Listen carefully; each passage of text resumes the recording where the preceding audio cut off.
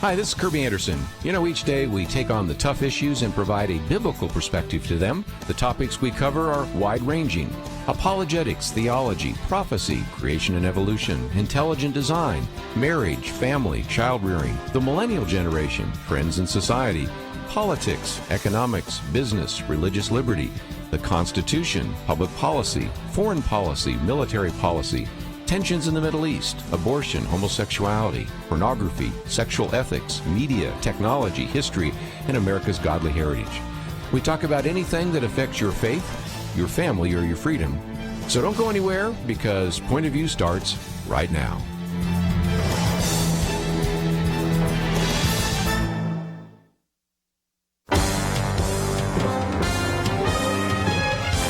Across America, live. This is Point of View.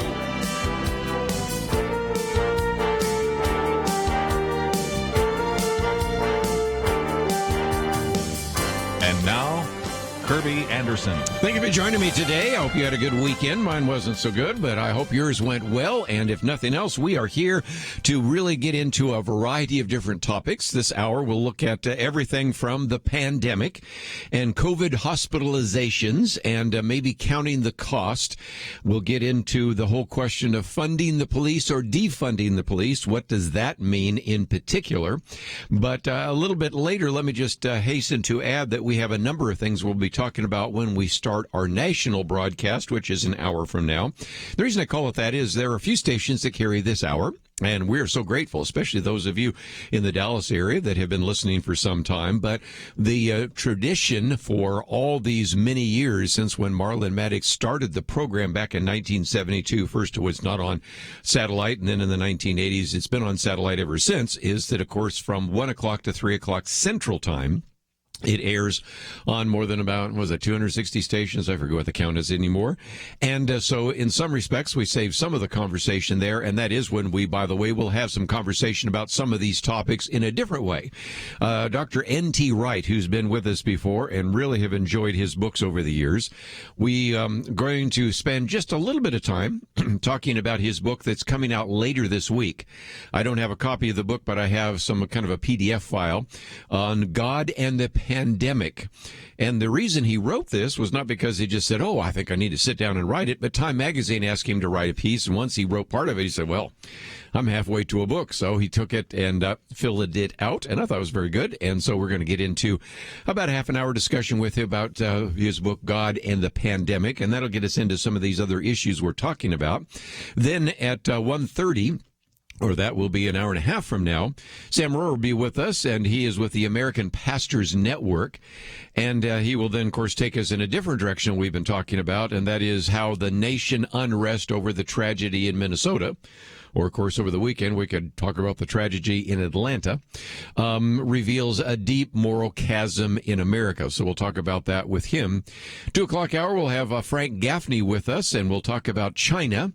And I've taken the time to actually post an article he wrote a year ago. So he might say, why'd you post that? Well, because it's a very good piece that was entitled, China is Our Enemy, because at that time there had been a piece coming out in which it said, China's not our enemy. And we're going, yes, it is. And I think now, after all the things that have happened with the pandemic and a variety of other issues, I would imagine most Americans probably would accept that. But even if they don't, and they're still in denial, his piece on that is very good. And then we're going to, of course, get into China and the U.S. economy. How do they control us in the economy?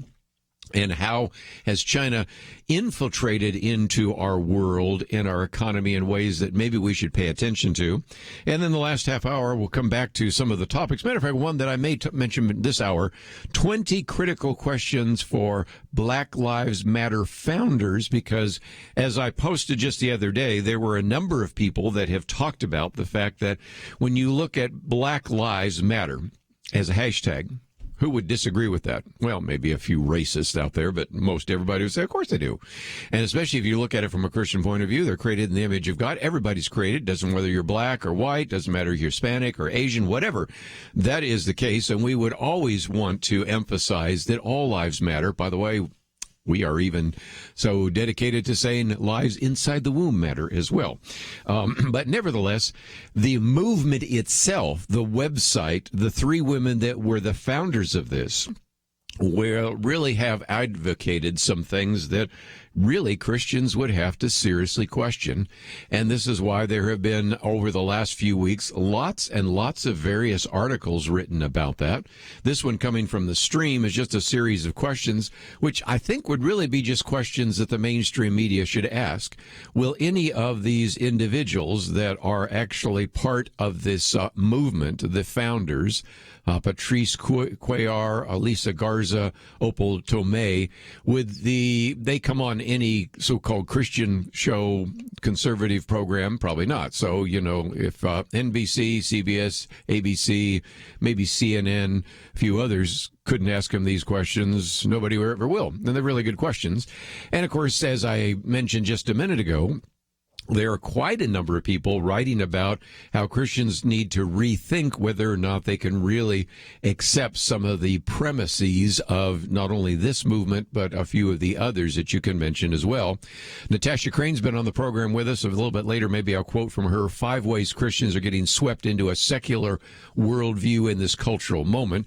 And her comments are far beyond just even Black Lives Matter movement, but a number of others. And this is why another individual that we've had on this program, Dr. And I just blanked on his name. But anyway, we'll think of it in just a minute. Ambit Piper, was an individual that even wrote a piece more recently that came out and just say, pastors that are accepting all this, what are you doing? I mean, you've been saying for years that we really need to exercise discernment. We need to be carefully evaluating those things that we say, the things that we do, the organizations we support. And then with almost an uncritical attitude, almost a Me Too attitude, they have done this. So they're just been a lot of those kinds of articles out there, not the least of which is Christianity Today, if you haven't seen that, said really the way to respond is to put our money where our mouth is. In other words, repentance is not enough. Reparations are what we need. And so all of a sudden you have even now the so-called Journal of Record for Evangelical Christianity saying, no, repentance is not enough, although I think the Bible would say that. But actually reparations are necessary for all of that. So anyway, I probably got way off the track just a couple minutes ago by talking about some of these issues, but it illustrates again why there are these kinds of articles being written, why they're showing up in your news feed, whether you go to Twitter, whether you go to Facebook, whether you go to Instagram, or whether you just get emails sent to you by friends saying, you need to look at this. It's because a lot of people are starting to say, and I think wisely so, that you need to have some level of wisdom and discernment, because as Natasha Crane, who said on this program before, what we need to really do is really bring a biblical point of view to various issues. And when we uncritically accept some of these ideas, that, as she says, we then fail to show how a secular worldview fails to really explain all those answers. And the obvious way to illustrate that is if you start with a premise, as almost all of these organizations that I'll be talking about today start with a premise that evolution is true and that we're an evolutionary product, and that it many times starts with an atheistic or Marxist assumption, then where do you get the value of human life? Now, for a Christian, that's not a problem at all, because indeed we say that there is an objective basis for saying why we value life, because each individual is created in the image of God and has value and dignity. But if indeed you have a belief in evolution, as she says here, then human life is no more valuable than dust. There's no basis for saying that any life matters. And if there is no God, then there's no objective standard of justice. That becomes meaningless. And so how could we even talk about justice, whether it's social justice or anything else? So all of that to say that it has become kind of an interesting teaching time, especially in the Christian world right now, to ask people to seriously think about the implications of buying into an organization or a movement where, in some respects, the assumptions, the presuppositions are contrary to Christianity. Let's take a break. We got a lot to cover. We'll do so right after this.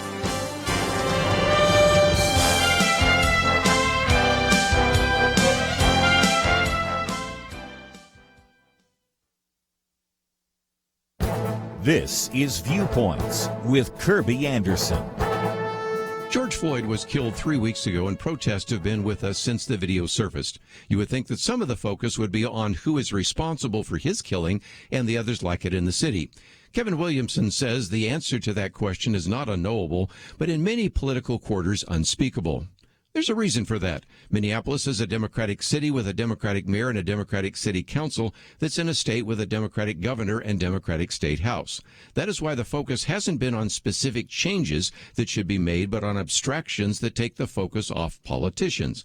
But the city hasn't been governed by abstractions, but by real people. The most concrete proposal we have heard so far is to defund the police. Protesters in nearly every city have called for cutting or even eliminating the budgets of law enforcement.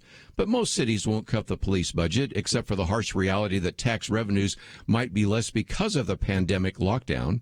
In the end, though, defund the police may be merely another abstraction.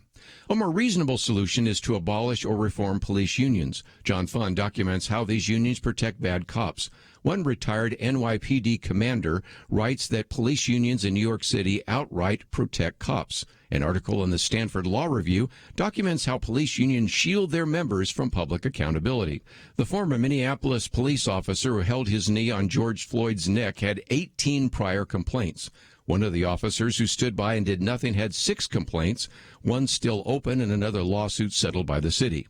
This would be a good place to start by focusing on the reality rather than talking about abstractions. I'm Kerby Anderson, and that's my point of view.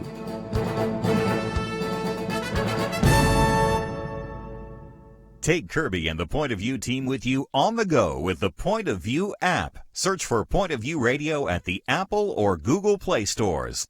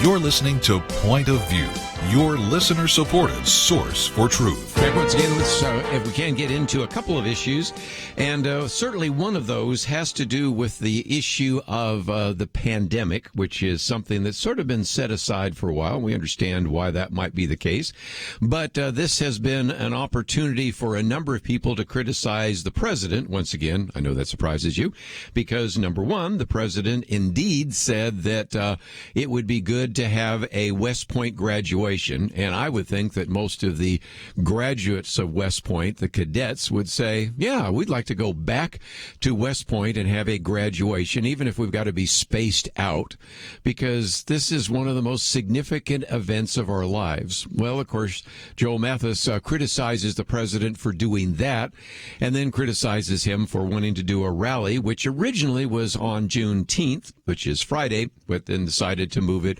to Saturday, so it would not be offensive to those individuals that because of that date, for a variety of reasons, not the least of which the national reason, as well as the reason in Tulsa. So I need to go through all that. You probably know that already.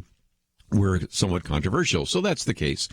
And so it does bring us back to one of the things that Jim Garrity points out, and that is that some of the southern and western states right now are dealing with some of those issues. And what has been sometimes argued is what we're getting here is a second wave of infections. Now, the reality is, as he points out, it probably would be better to say that this was the first wave going through community communities that weren't exposed in the first time because of either the lockdown or because they were a little bit more isolated from population centers. But nevertheless, an increase, he says, in confirmed cases in a region or state is not by itself particularly concerning if that increase is slower than the rate of increase in testing.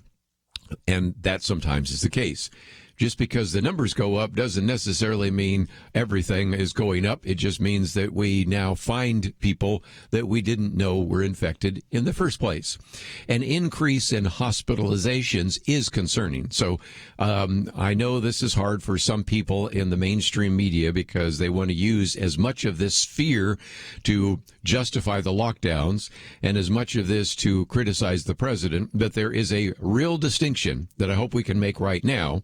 As I've tried to make with the riots, there's a distinction between peaceful protests and riots. I don't understand why people conflate the two, but they do. And this one is the same thing. There is a difference between infections and hospitalizations. As bad as it might be for you to have to endure COVID-19 without having to go to the hospital, that is not the same as going in the hospital. And going in the hospital is not the same as dying from COVID-19. And I hope we can understand that, because if not, you're going to get lost over the next couple of minutes when I go through some of these numbers. So you can see, for example, let's use a good example. Florida. Florida has been one that everybody has said this is going to be a disaster because, after all, the governor opened up Florida too early. It only protected the people in nursing homes, which turns out now is exactly the right way to go about that. And so as a result, Miami-Dade County in Florida can breathe easier because while the county's number of positive tests is increasing, the number of hospitalizations is decreasing or dropping. And so that's where you have to start looking at the right relevant numbers, not the ones that a media trying to scare people are trying to use. Let's take another one. We'll go to the other coast, Ventura County, California. The number of residents in the hospital being treated for the coronavirus infections doubled in a week from 20 to more than 40. But not all of that stems from one facility, but some of it does. And so a lot of it has to do, again, let's put this in perspective, that when you look at a place where the number of hospitalizations doubled from 20 to 40, it happened because of the Ventura Townhouse Long Care Facilities in Ventura, and that's where you had a number of infections. We have seen this before. But in addition to that, there's a long-term care facility, and there's a memory care unit as well on a separate campus, and it was also hit. So does this mean that Ventura County can relax? Jim Garrity says, no, they should still be wearing masks in public, social distancing, those kinds of things. But those staffers are still going home and going to the grocery store and interacting with people outside their workplace. So, yes, they come from a hot spot. They go into one. They need to make at least sure that they don't pass it on to others. But at the same time, when we look at some of these jumps, we know where those jumps take place, and they take place in places where people are together. They're not practicing social distancing because maybe a memory care facility, or where they are dealing with individuals that have a significant number of issues that make them most vulnerable to getting the virus and getting it in a way that requires hospitalization. Let's take one more in California. I could go through this forever, but I think after a while it bores all of us. Riverside County saw a jump of 55% compared to late May, while Los Angeles County saw an increase of 12%. But again, the more sparsely populated counties in the state have hardly any cases. And he goes through this long list of one of those. For example, the state's least populous county, which is Alpine County, has one. So you have to recognize that, again, population density is important. But let's come back to this just before we take a break, and we'll get into some other issues. And that is the criticism by Joel Mathis that Trump is the super spreader. Now, my argument would be that Donald Trump is taking a bit of a risk. I don't think he should be criticized, as at least a couple of paragraphs in this screed against him criticize him for wanting to speak to the West Point graduates. He's spoken to every other graduating class. It's about time. Graduating class for different particular units, but in different units of the various armed services. is. But he says that if Trump were a compassionate commander-in-chief, he wouldn't have called West Point cadets back to campus, confounding their risk of exposure to the coronavirus. And then he goes on to criticize the argument of meeting together in Tulsa, which I think is really going to be a risk, because if after he meets and they have this rally for, about 19,000 people in Tulsa this weekend, if less than 2 weeks later we have a number of people that were at the rally that get the virus, okay, he's never going to hear the end of it. And that could really begin to affect the possibility of being reelected at a time when, if the election were held today, he won't be reelected. But on the other hand, if all these people get together and there's maybe a handful of people that become infected and we can't even be sure they came from Tulsa, of course, the press won't say a word about it. But what about this? Especially when we talk about the cadets, it brings me to a piece that came out over the weekend, and I'm sad that it did, because this particular piece that comes from the Wall Street Journal gives us the numbers. About 80% of Americans who have died of COVID-19 are older than 65. The median age is 80. This comes from a review at Stanford by the Stanford medical professor, who found that individuals under the age of 65 accounted for 4.8% to 9.3% of all the COVID deaths in 10 European countries, and 7.8% to 23% in 12 U.S. locations, which sounds high until you recognize he's looking for everybody under the age of 65. The cadets that go to West Point, I got a feeling, first of all, they're all under the age of 25, and they're all probably in really good shape. Matter of fact, for most of the people under the age of 25, the study found the risk of dying from COVID-19 isn't much higher than from getting in a car accident driving to work. Or if you want to look at California and Florida, the two that I just mentioned a minute ago, the fatality risk for those under 65 is about equal to driving 16 to 17 miles per day. You see the point? Once you start looking at those comparisons, you realize that we now know a lot more about who is vulnerable, those over the age of 65, but even more so, let's talk about these young cadets. As treatments have improved over the course of the pandemic, fewer young people are dying. In late March, Americans under the age of 75 made up half of all the weekly deaths. Those under 45 made up between 4 and 5%. Now those 75 and over make up about 2/3 of the deaths, while those younger than 45 make up less than 2%. Was it dangerous for West Point cadets under the age of 25, probably in the best physical shape of their lives? Was it that dangerous for them to get together and celebrate and enjoy a graduation? I don't think so. But nevertheless, that's the lead article in the Drudge here, Trump the Super Spreader, because he actually got the cadets together and gave them the possibility of getting a virus, and who knows how many of them will die. I think we know. Now, the big question, of course, is what happens when all sorts of people, about 19,000 people, jam into an arena on Saturday to hear Donald Trump. That's the risk he's taking, but the risk at West Point, not even really on the charts. Let's take a break. We have a lot more to cover, and we will do so right after this.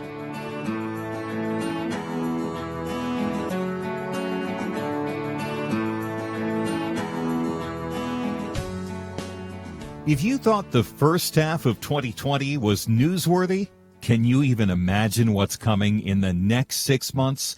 Coronavirus, the economy, social unrest, and an election. One thing I know, Point of View plans to be here for every important event, and as June comes to a close, so does our fiscal year. God has provided, but we're still a long way from where we need to be prepared for this important time. As Kerby says in his most recent letter, both Point of View and you have been brought together for such a time as this. God always knows what we need to be prepared, and this is the time to ask yourself, what is my role? Do your part to strengthen God's people for the days to come. Make Point of View your megaphone for the stretch run of 2020. Visit pointofview.net/team and do what you can. Or call 1-800-347-5151. This is not a time where we can afford to be silent. It is time for action. Pointofview.net/team and 800-347-5151. Point of View will continue after this.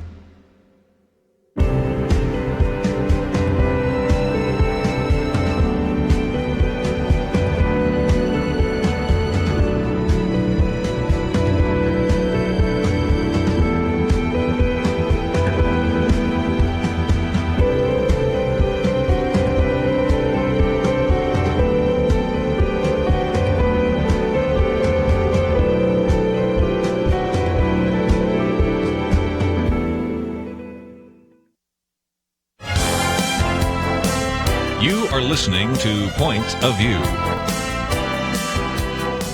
The opinions expressed on Point of View do not necessarily reflect the views of the management or staff of this station. And now, here again, is Kerby Anderson. Let's continue our conversation. We've been talking about the pandemic, and we will get back to that in about a half an hour when we have N.T. Wright with us. We'll be talking about this book coming out later this week, God in the Pandemic.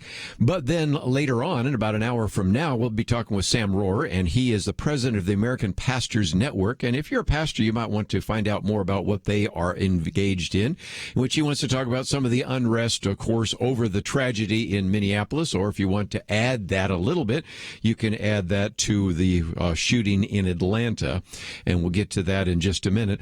I thought just for a second, I was talking about West Point. It is, again, so amazing to me how irresponsible the press sometimes can be. The president goes and gives a speech at Coast Guard or the Naval Academy or this year the West Point, and you hardly even know what was said in the speech. Now, by the way, I can probably go back and show you with all sorts of Google searches and Nexus searches, all sorts of important statements made by Barack Obama, and for a while, even George W. Bush when we were fighting terrorists, until after a while the press turned against him, of the speech. Do you even know one word of what the president said at West Point? But I would certainly say that you know he was at West Point because they spend so much time talking about him walking down that ramp. Did you see that? It's just unbelievable. That's the story. That is the story. And they said, well, it looks like he's old. Well, he said, Donald Trump to his defense said, first of all, it's a long ramp. There was no handrail. It was a little bit slippery. And in the last part, he even sort of ran down it because you might lose your momentum. And he wanted to make sure he didn't land on his left behind, if you will, to use a phrase from a book. And that then would be the story anyway. We all know, those of us a little bit older, how the press had so much fun with Gerald Ford when he would sometimes fall down or hit something or swing a golf club and hit somebody in the head with a golf ball. So he was certainly not going to have that happen. But really, your story is he walks down a little bit more deliberately in a ramp. That's your story. I mean, this is really how pathetic some of the news coverage has become. Also spent a little bit of time talking about how he mispronounced a word here or there. You know what? That is easy to do. I do it every day on this program, at least once or twice, simply because you just have to continue to talk even when you're tired, even when you're not mentally focused, because that's what you got to do. And so, nevertheless, that I thought would be just a deviation to at least acknowledge that I knew that the press was having lots of fun, and I'm sure the late night comedians will have lots of fun with him walking down the ramp, as if that has anything to do with a very significant speech at West Point.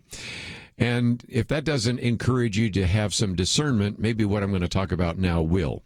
And that is, my commentary for today has this kind of obscure title, Abstractions and Reality. And the point is George Floyd was killed, of course, 3 weeks ago. Protests have been with us and all of that. But it has been interesting how there are a lot of questions that need to be asked that aren't, and especially who should be held responsible for the killing. As Kevin Williamson in his column says, the answer to that question is not unknowable, but in many political quarters, it's unspeakable. So it is defund the police. It is systemic racism in society. It is white supremacy. It is white privilege. By the way, that's my commentary tomorrow. But heaven forbid that we actually hold people accountable. Now, when I wrote this, we hadn't seen many people try to hold the mayor accountable, so maybe some of that has changed. But there's a very good reason why almost immediately we went to these abstractions. Let's not try to solve the problem in Minnesota, which I think is due to police unions. And even the mayor himself acknowledged that sometimes we have a bad cop, but the police unions and the lawsuits that are a result of those sometimes prevent us from getting rid of some of these individuals. And so as a result, accountability is hard to come by. But there is a reason why so much focus is on the abstraction rather than the actual issue, because after all, as I said, Minneapolis is a Democratic city with a Democratic mayor, a Democratic city council with a Democratic governor, Democratic state house. It's a blue state.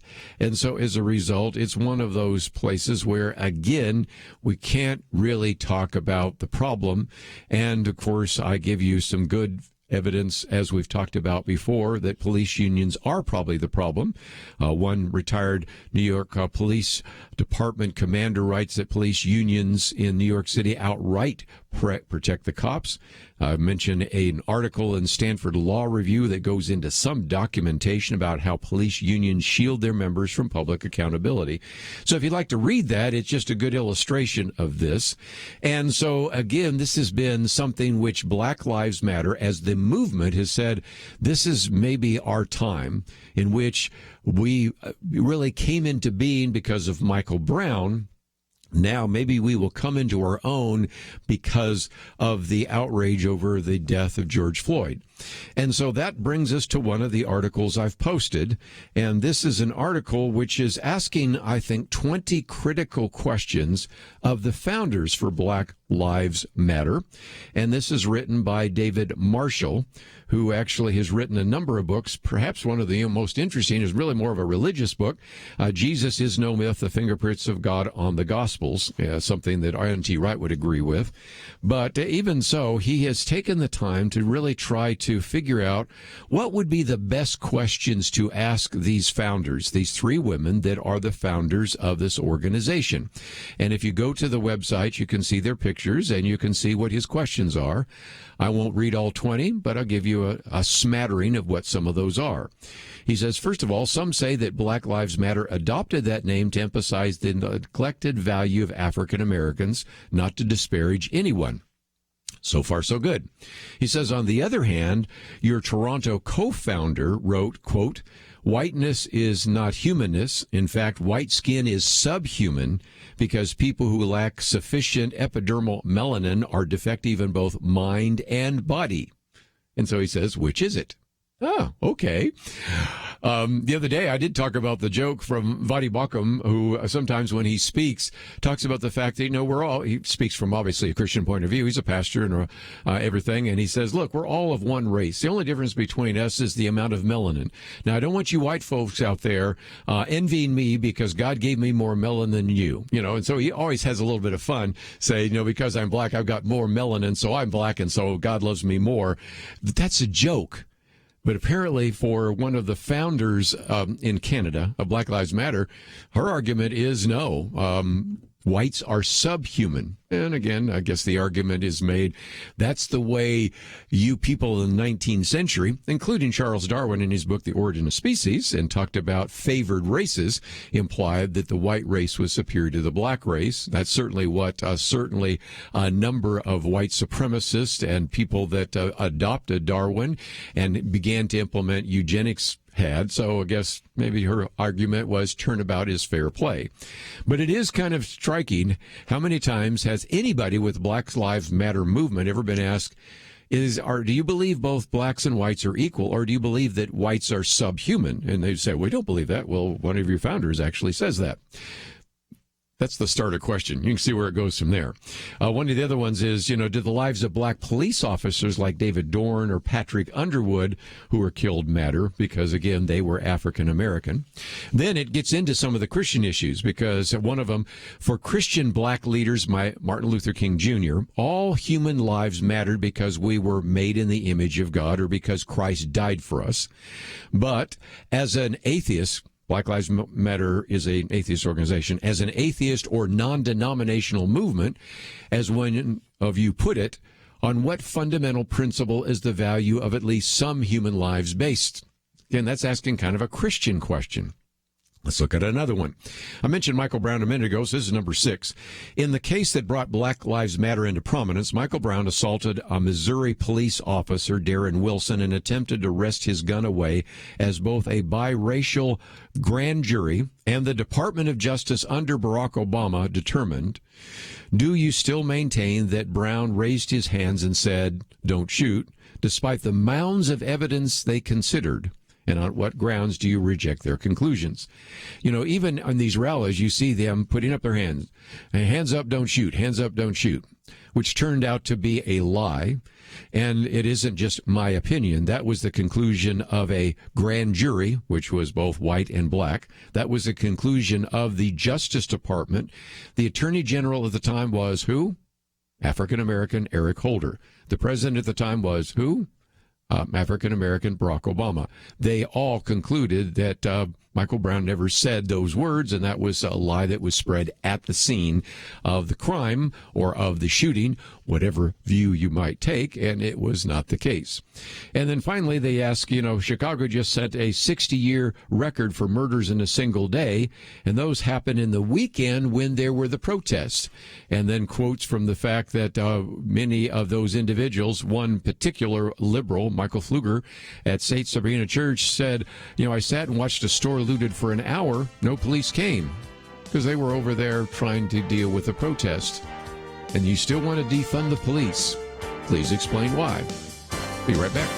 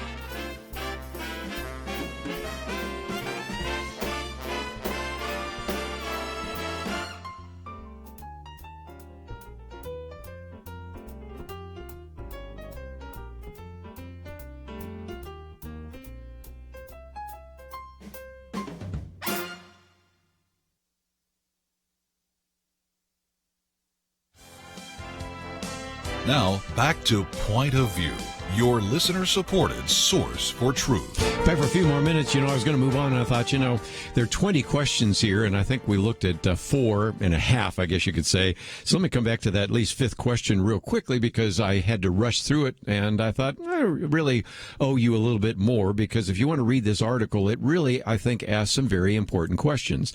And one of the questions being suggested here is that Chicago set a 60-year record for murders in a single day including high school and college students and working class individuals. And last May already, at least 92 people were shot and 27 have died. But the problem is that when you had the protests, the police were out manning the protest, which is completely understandable. But then it goes to one of these news articles which points out that on Saturday, and particularly Sunday, this particular article coming where they are quoting from Michael Pfleger, I think I said Pfluger, I meant Pfleger, who pastors a church there, St. Sabina Church. I've seen him on news a number of times. He said, I heard people saying, hey, there's no police anywhere. Police aren't doing anything. Actually, I cleaned up the language there, but you can kind of get what he was saying. And then said, I sat and watched a store looted for over an hour. No police came. I got in my car and drove down to some other places getting looted and didn't see people being stopped by the police there either. And so the question being asked is, does this even shake you from your conviction that the police are the biggest problem in the inner city? Because we had a little bit of a test case, and I've said sometimes these test cases bring some reality. What's it like if one part of Chicago has no police in it? What happens is what you don't want to happen, and that is the thing that Michael Pfleger points out. And again, I know enough about his attitude to know he's probably pretty liberal, probably would agree with a lot of the statements of Black Lives Matter movement, but at the same time is saying, look what happened to my town, Chicago, while all this was taking place. So, since I mentioned that one, let's pick out two more and then we'll move on. There was another one here which said some 6,000 blacks are killed by other blacks per year in the United States. Thousands of whites also kill whites. By contrast, 9 unarmed African Americans are known to have been killed by police last year, one by accident. That's where it was accidentally discharged. And by the way, if you say, well, why should I trust that data? Because it is the same data used by the Department of Justice and used by the Washington Post. And they conclude that there have been a few of those cases where unarmed individuals have posed a threat and were killed. And in a couple of those cases, and this year, not 2019. So again, the question that they ask is, why do those few black lives seem to matter? That is the 9 more in your eyes than the other 6,000 that are killed that are black, but are black on black crime. And I think that's a reasonable question as well. One last one, then we'll move on. This was question number 12. Do you recognize the link, which many have pointed out, between the breakdown of American families, especially in the inner city, and the rise of violent crime? We've had Larry Elder on, and he is certainly saying the same thing that we've heard Colonel Allen West say and a number of others. So I'll turn over for a moment to these African Americans. And what do they say? The lack of fathers in the home, the breakdown of the family in the home is very significant. The other day I saw Larry Elder posted a Twitter post, the top 10 reasons why we have such turmoil in the black community. No fathers in the home, number 1. Number 2, no fathers in the home, number 2, and all the way down the line. So, indeed, those are also very important issues. If you want to talk about something systemic, that is the case. The breakdown of the home, first in the African-American home, that's happened since the late 1960s. Larry Elder puts it at 1972. I don't know why that particular date, but that's his. And now you can see the same thing unfolding in the Hispanic American community and the Anglo-American community. When there's no father figure in the home, oftentimes you have lots of problems. And you've heard us say it before. You go into the prisons, and they've done different things in the prisons over the years where you can sign up if you're a prisoner to actually send flowers to your mother. And they usually get a pretty good response. Then they go in there where you can sign up and to send, I don't know what it is, some kind of special thing to your father. No interest. A lot of them say, I don't even know who my father is. And that tells you everything you need to know, doesn't it? Well, again, the push has been to defund the police, but I thought for just a minute we might hear from Senator Rick Scott. He represents the state of Florida. And he says in his piece that just came out the other day in the Washington Examiner, the single most ridiculous and irresponsible policy idea that has been suggested in my lifetime can be summed up in 3 words: defund the police. He goes on with a couple of paragraphs, but I'll skip over those and say, right, he says, no logical person and no person who cares about the health, well-being, and safety would respond to this killing by suggesting the elimination or defunding of law enforcement. In fact, anyone suggesting this is advocating anarchy and violence in our communities. Rick Scott then says, if we defund the police, who do you call when your house gets broken into? Who's going to patrol the streets to prevent drug trafficking and violence? Who's going to investigate murders and rapes and assaults and robberies? Who's going to protect our schools? And so he said, when asked about this reality, the president of the Minneapolis City Council responded by saying that this fear comes from a place of privilege. Senator Rick Scott says this is gibberish. And I'm sure he had some other words in mind, but that's the one we'll use. Then he says we actually need to do just the opposite. We need to fund the police. Clear there's a need for better training. Certainly he acknowledges that there are some individuals that need to be held accountable. But again, even though he doesn't say it, I'll mention the fact that there are pretty good estimates that there are about 375 million interactions between police and individuals, white, black, Hispanic, Asian, whatever. And as a result, we have these few that are overemphasized and have some individuals fear that there are people out there hunting them down every single day. But nevertheless, Senator Rick Scott ends by simply saying, don't fund the police, fund the police. And so that is the case as well. The police themselves are starting to have second thoughts about some of this. You may have noticed that more and more of them are starting to resign because they say, if indeed we're going to see a defunding of the police in Minneapolis, I need to go find a job somewhere else, either in the police force or in security or something else. But there are some who now that decided that they should have kneeled along with some of the protesters who are having second thoughts about this. And one of those is Robert Cantani. I think that's how you pronounce his name. It looks like an Italian name. And he is a lieutenant in the New York Police Department who knelt along the protesters and now in an email to his colleagues actually apologized. The cop in me wants to kick my own, well, I'll leave out the word he used, but you know what it is. He says that kneeling goes against every principle and value I stand for. And he was among about 4 officers who, when the demonstrators told him to take a knee in the protest in Lower Manhattan, decided better to do that than to risk escalation. And so the police lieutenant said he had made a horrible decision to give in to a crowd of protesters' demands and kneeled along several other officers. And he said, I did it to appease the protesters, but I know I made the wrong decision.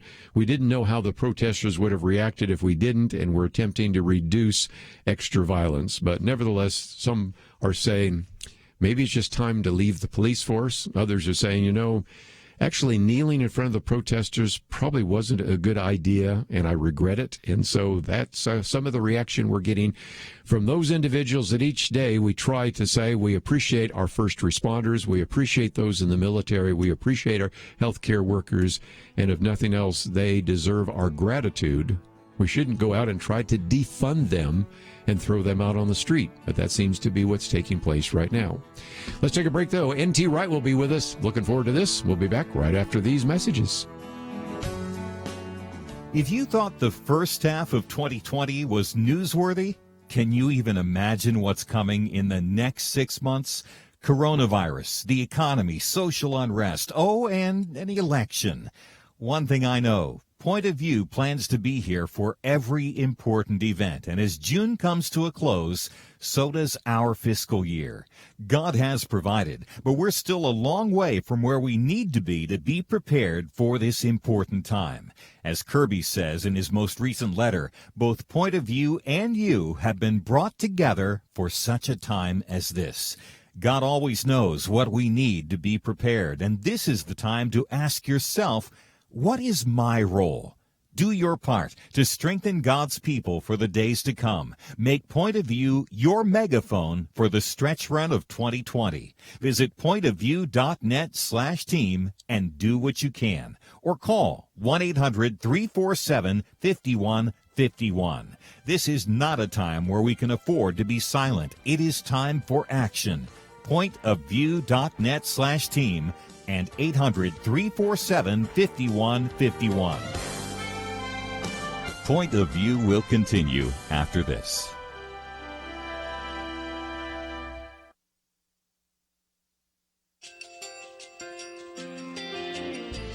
I just want to thank you so much for all the wonderful programming you have. You're just absolutely fantastic. I recently started listening to Point of View, and I really found it interesting because of the different subjects you cover. Thank you for that. I really appreciate everything that you do in keeping us informed. Thank you, Kerby, for everything that you have been doing.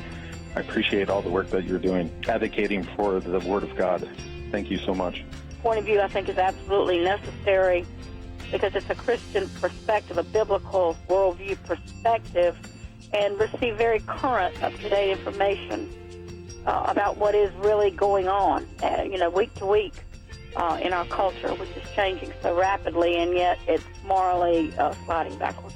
Yeah, I'm just, first of all, I thank you guys. Y'all's program is wonderful, and enjoy it every day. I learn so much every time I listen to it. Point of View Radio Talk Show.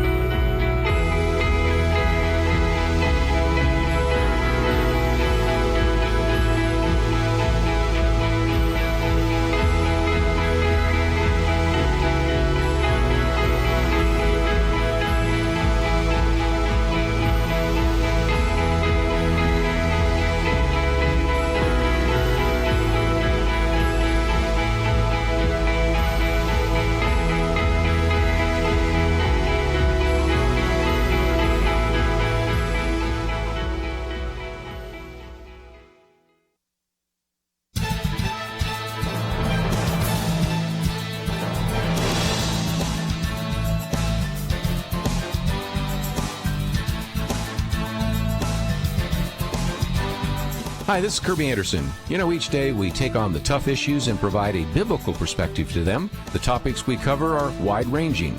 Apologetics, theology, prophecy, creation and evolution, intelligent design, marriage, family, child-rearing, the millennial generation, trends in society, politics, economics, business, religious liberty, the Constitution, public policy, foreign policy, military policy, tensions in the Middle East, abortion, homosexuality, pornography, sexual ethics, media, technology, history, and America's godly heritage.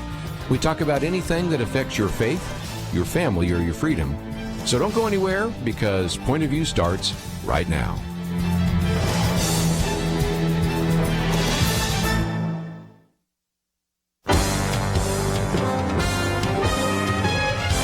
Across America, live. This is Point of View.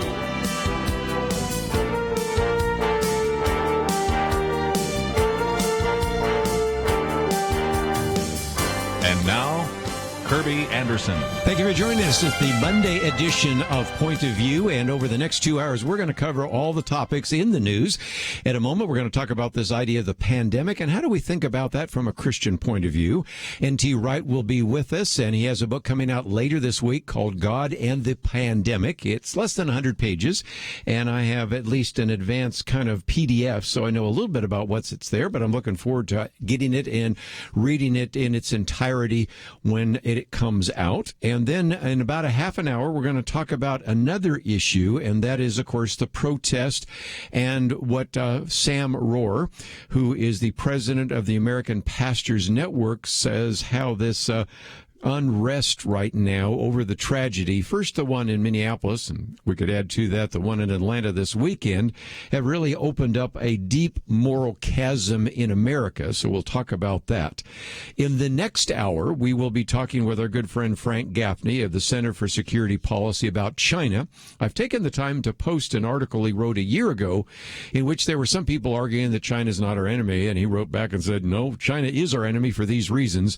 I put that one up there along with some others that we're going to post, just to remind us that after this last pandemic, maybe we understand a little bit more about some of the motives in China. So we're going to get into that. And before we're done, I have posted a very good series of questions put together that appeared in the stream, questions to ask the founders of the Black Lives Matter movement. Now, again, I always want to make a distinction between the idea that Black Lives Matter. Of course they do, and nobody should challenge that for any reason, because whether you're black or white or Asian, Hispanic, whatever, you are created in the image of God. But the movement and the founders of the movement have really some pretty radical ideas, and those are some questions that need to be asked. Unfortunately, the mainstream media sometimes does not ask them, but we'll ask those today here on Point of View. So we will cover a lot of different aspects over the next couple of hours, and if you'd like to join us at any point, 1-800-351-1212. Dr. N.T. Wright has been on with us on a number of occasions. He is the chair of the New Testament and Early Christianity at the University of St. Andrews. We've talked in the past about his books like Surprised by Hope, The Challenge of Jesus, The Meaning of Jesus, a book that I have really enjoyed, and I do commend to you New Testament in Its World. I've said before that if you've ever gone to the Holy Land, you will really love the book and the videos. If you have not, by the time you've read through the book and watched so many of the accompanying videos, you will sort of feel like you have been there. But Dr. N.T. Wright, it is always a delight to have you on the program. So thank you for joining us today. Thank you very much. It's good to be with you. Greetings from Oxford. I'm currently sitting in lockdown. Funny time we've been. I do mention that you are at Oxford. Of course, you have 4 degrees from the University of Oxford, but let me, if I can, maybe even explain why. We think of you as a person writing about the New Testament, writing about Jesus and everything else. But as you point out in the introduction of this little book, indeed, this would not have come about if it hadn't been for Time magazine asking you to write a short piece about the COVID-19 pandemic. So give us some of the back history, if you might. Yes. I wrote a little article for Time at their request last autumn, which was really about the book you just mentioned before, The New Testament in Its World. Right. And the editor who commissioned that, we got on really well, and we worked happily together on that. And then when the pandemic started, she emailed me and said, any chance you could run us a little piece just straight off? And I was very busy. I was writing a commentary on Galatians, which Erdmans are publishing later this year. And I said, no, I really don't have time to do that. And then over the next day, I kept on having little ideas. Oh, well, actually, we need to make this point. And then I was hearing things that people were saying about, oh, God has done this in order to solve the ecological crisis or whatever. And I was thinking, this is ridiculous.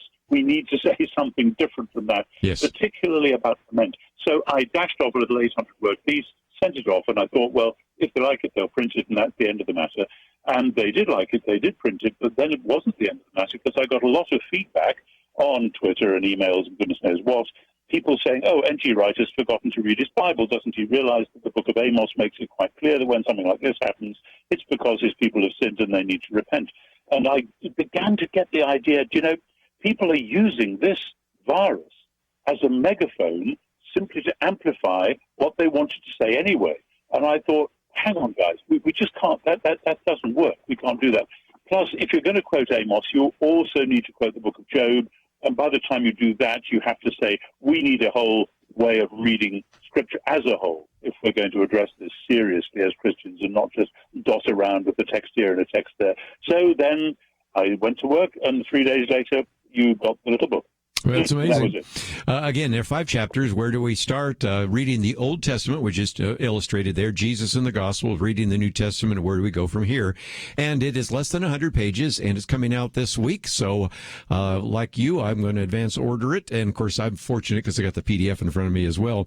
But just before we get into the specifics, one of the other things you say in the preface I noticed was that this isn't necessarily trying to give all sorts of solutions and things of that nature, but or even a complete analysis, but just to, as you said... many Christians on both sides of the Atlantic do tend to the knee-jerk reaction thing. And partly it's because we haven't been this way before. We're in new territory, and people get jumpy about that. And I totally get that. Of course, it's a difficult time for all of us for various reasons. But I kept coming back to the fact that in the New Testament, we find Jesus giving his followers a prayer, which is this extraordinary prayer. We call it the Lord's Prayer. I use it every day, sometimes several times a day.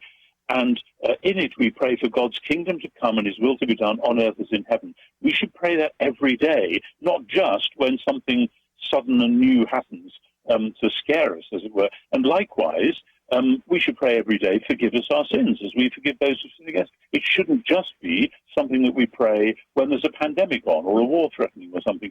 In other words, if you were waiting for a pandemic to joggle your elbow to pray these prayers, well, you haven't caught up with what it means to be a follower of Jesus in the first place. So it was kind of a way of saying, let's just scale this one down and stand back and think wisely instead of this knee-jerk reaction. Well, let's take a break, and when we come back, we'll get into some of the specifics for a few minutes, and we'll look at, of course, the Old Testament in a little bit, but certainly want to spend some time in the New Testament and look at first Jesus and the Gospels. As we get to the New Testament, we get into the fact that really when we talk about the fallenness that we have around us, the earth and the creation is groaning, we sometimes see that because we're talking about a hurricane or an earthquake, but a pandemic or a plague is in that same category. So we'll talk about how to think about this. Jesus talked about reading the signs of the time. So what can we actually read from this, and when are we going too far beyond what I think would be appropriate? And that's why, if nothing else, we are just privileged for a few more minutes to have Professor N.T. Wright, who, of course, is the author of so many books. And I won't say it too many more times, I guess, but I do have to say, if there's a book you want to get, that wonderful book of the New Testament in its world and the videos that accompany it, I mean, it will really give you an understanding of Israel and the ancient world in a way that maybe you've never had before. Let's take a break. We'll continue our conversation on this book, God and the Pandemic, right after this.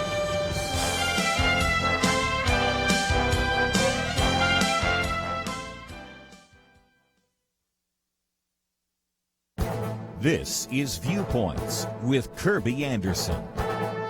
George Floyd was killed 3 weeks ago, and protests have been with us since the video surfaced. You would think that some of the focus would be on who is responsible for his killing and the others like it in the city. Kevin Williamson says the answer to that question is not unknowable, but in many political quarters unspeakable. There's a reason for that. Minneapolis is a Democratic city with a Democratic mayor and a Democratic city council that's in a state with a Democratic governor and Democratic state house. That is why the focus hasn't been on specific changes that should be made, but on abstractions that take the focus off politicians. But the city hasn't been governed by abstractions, but by real people. The most concrete proposal we have heard so far is to defund the police. Protesters in nearly every city have called for cutting or even eliminating the budgets of law enforcement. But most cities won't cut the police budget, except for the harsh reality that tax revenues might be less because of the pandemic lockdown. In the end, though, defund the police may be merely another abstraction. A more reasonable solution is to abolish or reform police unions. John Funn documents how these unions protect bad cops. One retired NYPD commander writes that police unions in New York City outright protect cops. An article in the Stanford Law Review documents how police unions shield their members from public accountability. The former Minneapolis police officer who held his knee on George Floyd's neck had 18 prior complaints. One of the officers who stood by and did nothing had 6 complaints, one still open and another lawsuit settled by the city. This would be a good place to start by focusing on the reality rather than talking about abstractions. I'm Kerby Anderson, and that's my point of view.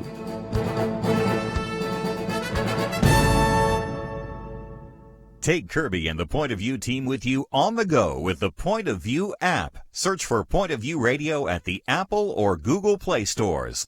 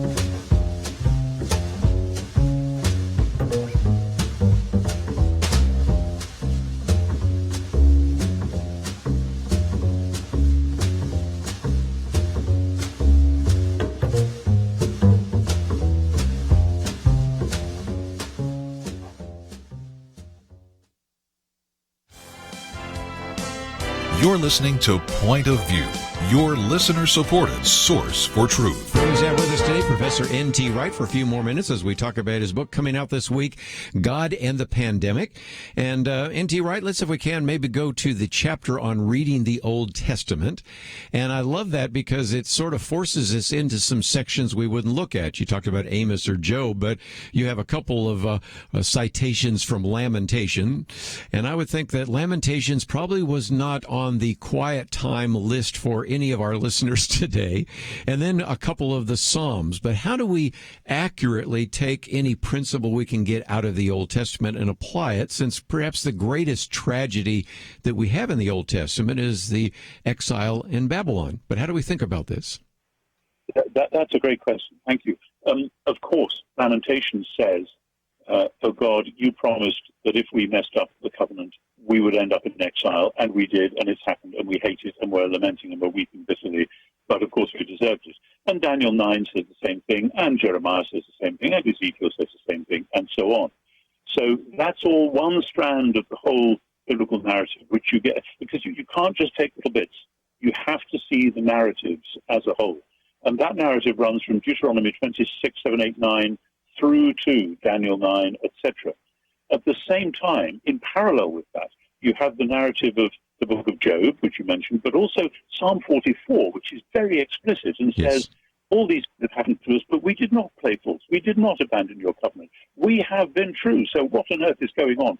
And the way I see it is you have to say these two narratives run parallel, side by side, through the whole of the Old Testament, and the only place they meet and get resolved is on the cross of Jesus Christ. Because there you have the King of Israel, the Messiah, crucified, bearing the curse. In other words, this is where the curse of exile, the Lamentations, Daniel thing, that's where that ended. But at the same time, Jesus was the innocent victim. He did not deserve it. And it's as though you have these two millennia-long stories running in parallel and in tension with each other, and they finally get resolved on the cross. I find that enormously powerful, and it means that then I can understand why it was that the early Christians didn't, when they were preaching the need for people to repent, they didn't go back and use Amos or whatever. They went straight to Jesus, and they said, here, Jesus, he's died, he's been raised, and therefore God is calling the whole world to repent. And it's that story that we need to re-inhabit again and again. That's so good. Your chapter on Jesus and the Gospels, of course, you point out one of the most important words in the New Testament is the word now. You know, Paul says, but now, and now is, well, and of course, this whole idea of the fact that that's fulfilled in Christ. But also, I mentioned just before I went to the break, this idea of the signs of the times. And Jesus was basically saying you cannot read the signs of the times. And he was predicting that there would be the imminent destruction of Jerusalem. And of course, 40 years later, it turned out exactly correct. And so in some respects, we have to put all of that in the context of the signs of the times. So how do we learn to read the signs of the time in a biblical way? That's true. Well, in a New Testament-y way, I think one of the things that really struck me when I was first getting into this was the fact that when the early followers of Jesus are faced with potential what we would call major disasters, like a famine or something, they don't say, oh dear, where are we now in the eschatological timetable? Because the eschatological timetable has already happened with the death and resurrection of Jesus and the gift of the Spirit. Of course, the second coming is still to come, and the restoration of all things, the final joining of heaven and earth, as we're promised in Ephesians and Revelation and so on, that has yet to happen, of course. But they aren't looking for further waymarkers, because when it comes to Christology, more is less. If you try to say, well, yeah, we got Jesus, but now we've had a pandemic or we've had a war, and so we are now at this point in the eschatological timetable, then you are devaluing the centrality and the full power of what God did in Jesus.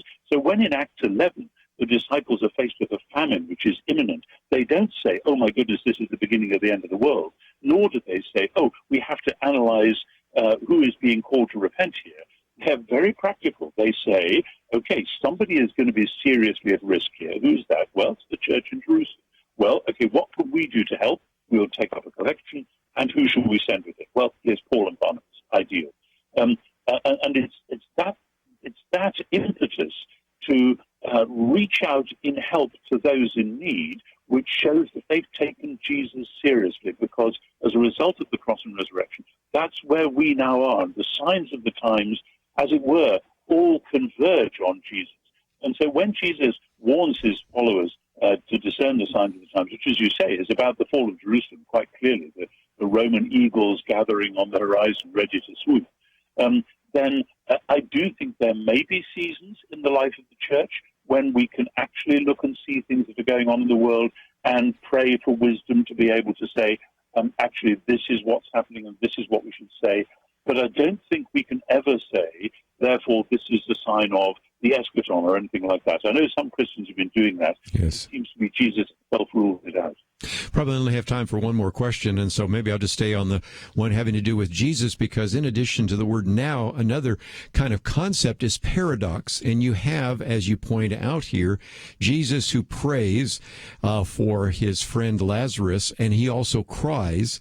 And when you have people right now, Professor Wright, who are thinking, well, God could have stopped this pandemic. That is sort of the question of Mary and Martha. God could, Lord, you could have been here and my brother would not have died. So in some respects, we're still dealing in this paradox that you see even in the life of Jesus, and it's still playing out in the 21st century, isn't it?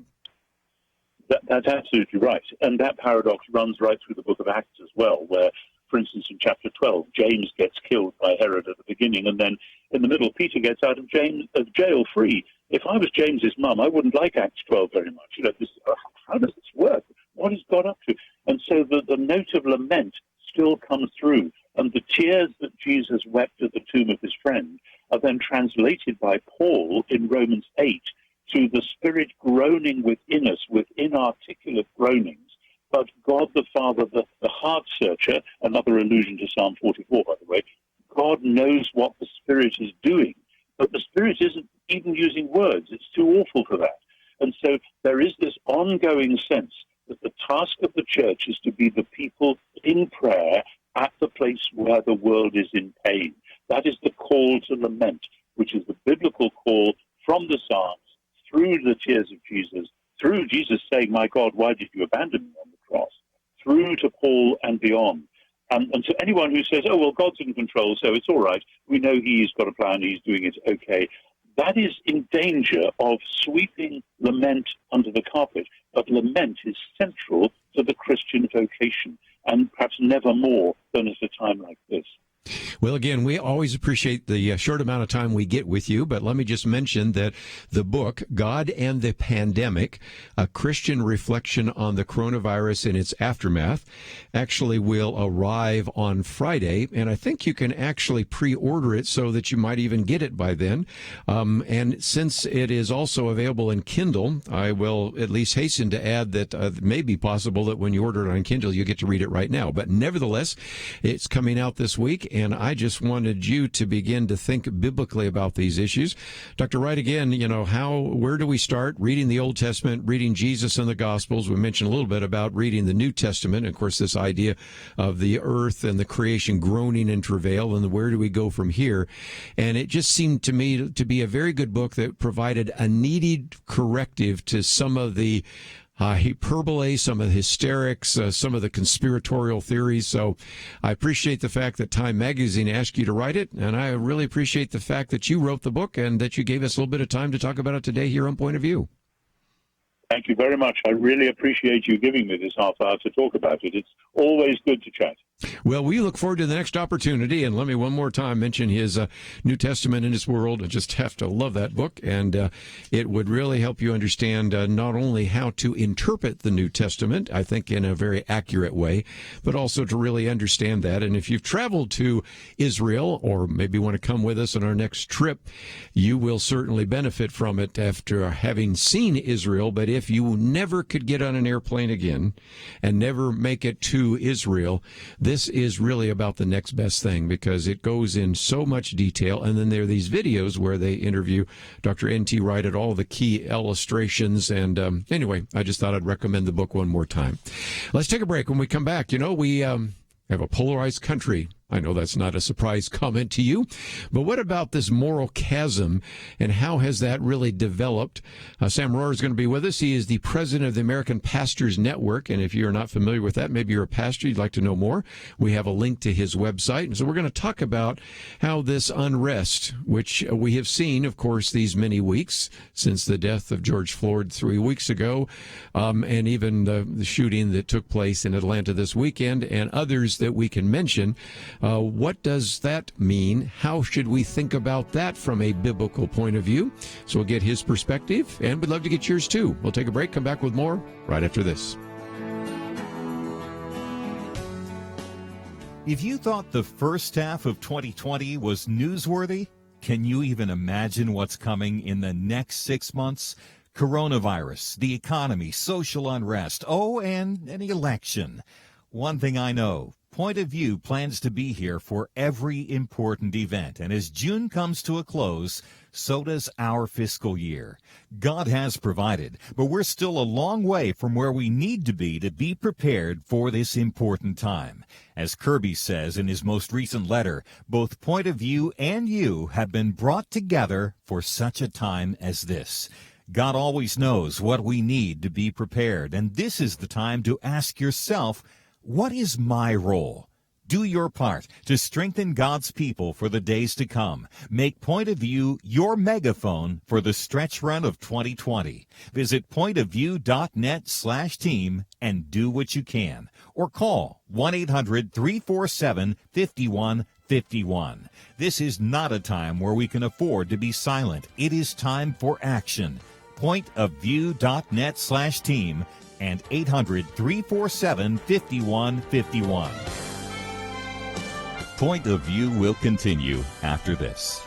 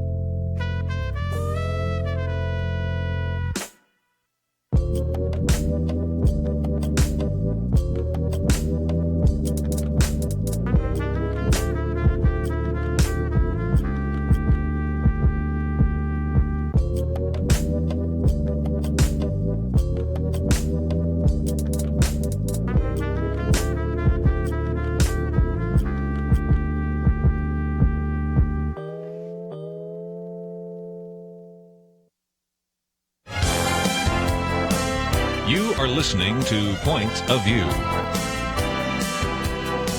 The opinions expressed on Point of View do not necessarily reflect the views of the management or staff of this station. And now, here again, is Kerby Anderson. You know, we've seen all of the national unrest that has taken place in the last 3 weeks since the killing of George Floyd, and maybe even some more as a result of the shooting that took place in Atlanta over the weekend, and many other elements and situations. And if nothing else, it really begins to reveal a deep moral chasm in America, which is one of the reasons why I wanted to bring Honorable Sam Rohrer on the program, because first of all, he is the president of the American Pastors Network. And if you are not familiar with that, we have a link to AmericanPastorsNetwork.net. There you can find out more about their radio program, Stand in the Gap, the TV program with the same name, some really great material, all sorts of resources, articles. You can find out about some of the state chapters, some of the contact information, and all of it is available at the website. But I've also posted his piece, which has the title, Nationwide Unrest Over Tragedy in Minneapolis Reveals Deep Moral Chasm in America. He is a graduate of Bob Jones University, and back in 1992 decided to actually enter into the political arena, served as a state representative in Harrisburg, Pennsylvania. And so during his time in state government, really wanted to try to apply biblical principles to the issues that he was dealing with. And so I thought it would be good for you to know a little bit more about his organization, and also to read in its entirety this piece that he has written on the nationwide unrest over the tragedy in Minneapolis reveals deep moral chasm in America. Sam, thank you for joining us today here on Point of View. Kerby, it's a wonderful opportunity to be with you. Thank you. In just a few minutes, I want to, as people hear what you have, to find out how they can maybe join up with you at the American Pastors Network. But talk about this particular essay, which actually is part of a theme that I see kind of running through your newsletter. And that is, as you point out, in the absence of moral restraint, sin begets sin. Of course, the starting point with that is the word sin is not a real popular particular word right now in 21st century America, is it? No, it's certainly not, Kerby, and that's one of the problems, in that we get caught up subject to the whims of others, or the strategic actions of others who develop the narrative for us. And I think far more than we would think. We spend a lot more time trying to shape symptoms, cultural symptoms, family symptoms, whatever that may be, than we do by trying to look for the root problem or the root cause from which these things come. The result of it is it's like, kind of like going to a doctor. If we go to a doctor and he does not properly go to saying, what is the cause of the reason that you've come in, and just gives us something, we may well go out and die instead of being healed from it. And that's the way I think we are in this country right now. We have cultural problems that are fundamental at their core, and they don't stop at this issue that we call institutionalized racism, when in fact the cause of even that issue is far more an inherent attitudinal bigotry, prejudice based off of pride, as an example.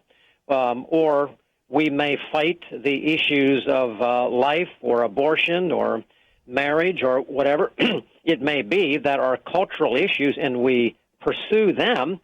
But say at the root of it, what are we talking about?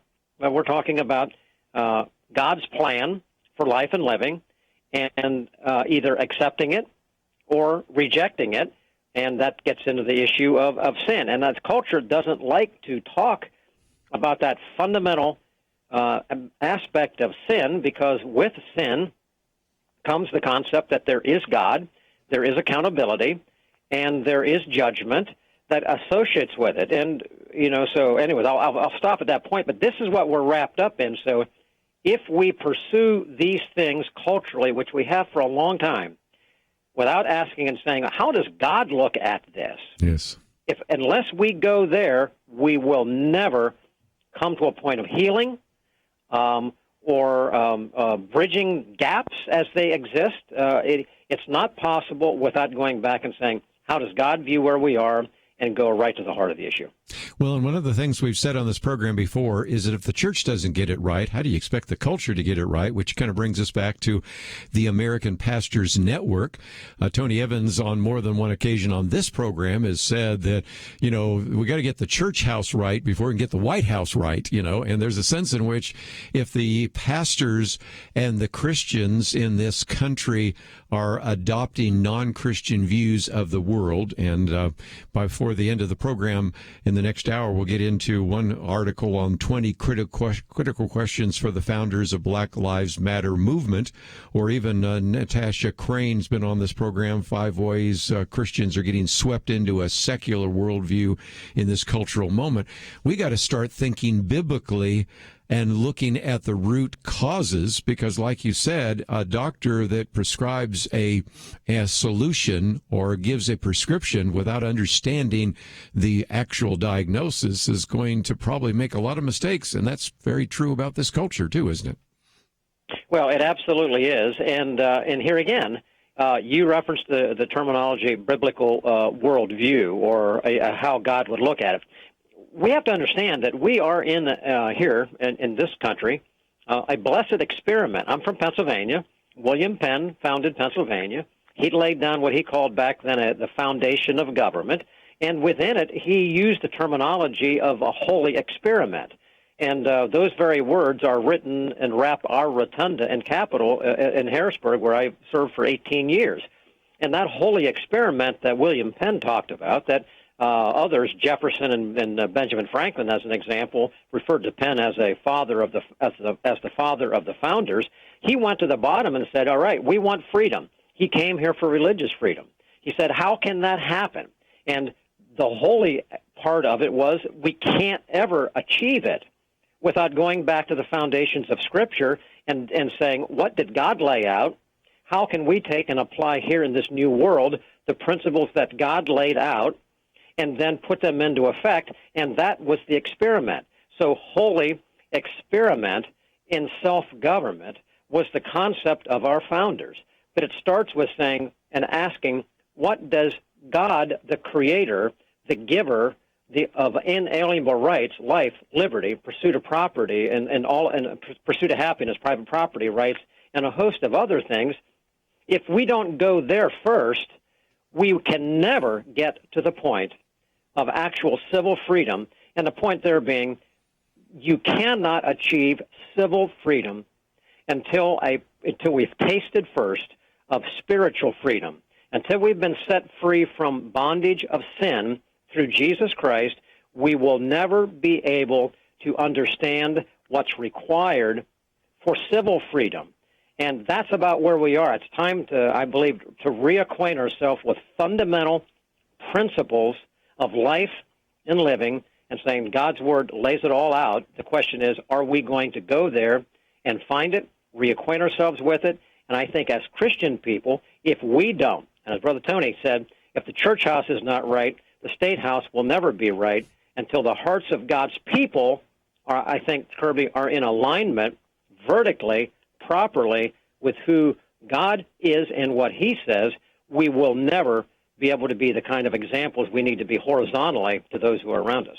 Well, and you mentioned William Penn, but we can think about what you might call the black-robed regiment. There was, in the 18th century, a lot of individuals who were pastors and in the pulpits of America were preaching on these issues and helping the congregation develop a Christian worldview. And there have been a number of various Christian historians over the years that say, really, you can find the origins of every one of the rights in first the Declaration and especially in the Constitution in the sermons of that day. But is that the way pastors are teaching and preaching today? No, that's the problem, and I appreciate you going back and refreshing that, because in those days, those who went into office went to church to find out what the Bible said about what they ought to do when they're in office, because that is God's order. God has given the pulpit the command to preach the Word, to teach the Word, to make disciples. That is to tell them how to be ambassadors when they go out into the world and to live and recognize as heavenly citizens, citizens of a heavenly kingdom, that we are moving through, and that we are to take the knowledge of the King of Heaven that He's been given to us as ambassadors on this earth, and to exhibit and to teach and to carry out those same principles in our earthly kingdom wherever we may be placed around the world. That's what our founders understood. They did. The pulpit preached that. They inculcated those thoughts. Those that were there heard it. They embraced it. They integrated it, and then they ultimately took and applied it into what we see as law. And unfortunately, we know the pulpits of America are not doing that today. We'll continue our conversation with Sam Rohrer, and again, he's the president of the American Pastors Network. We'll continue that conversation right after this.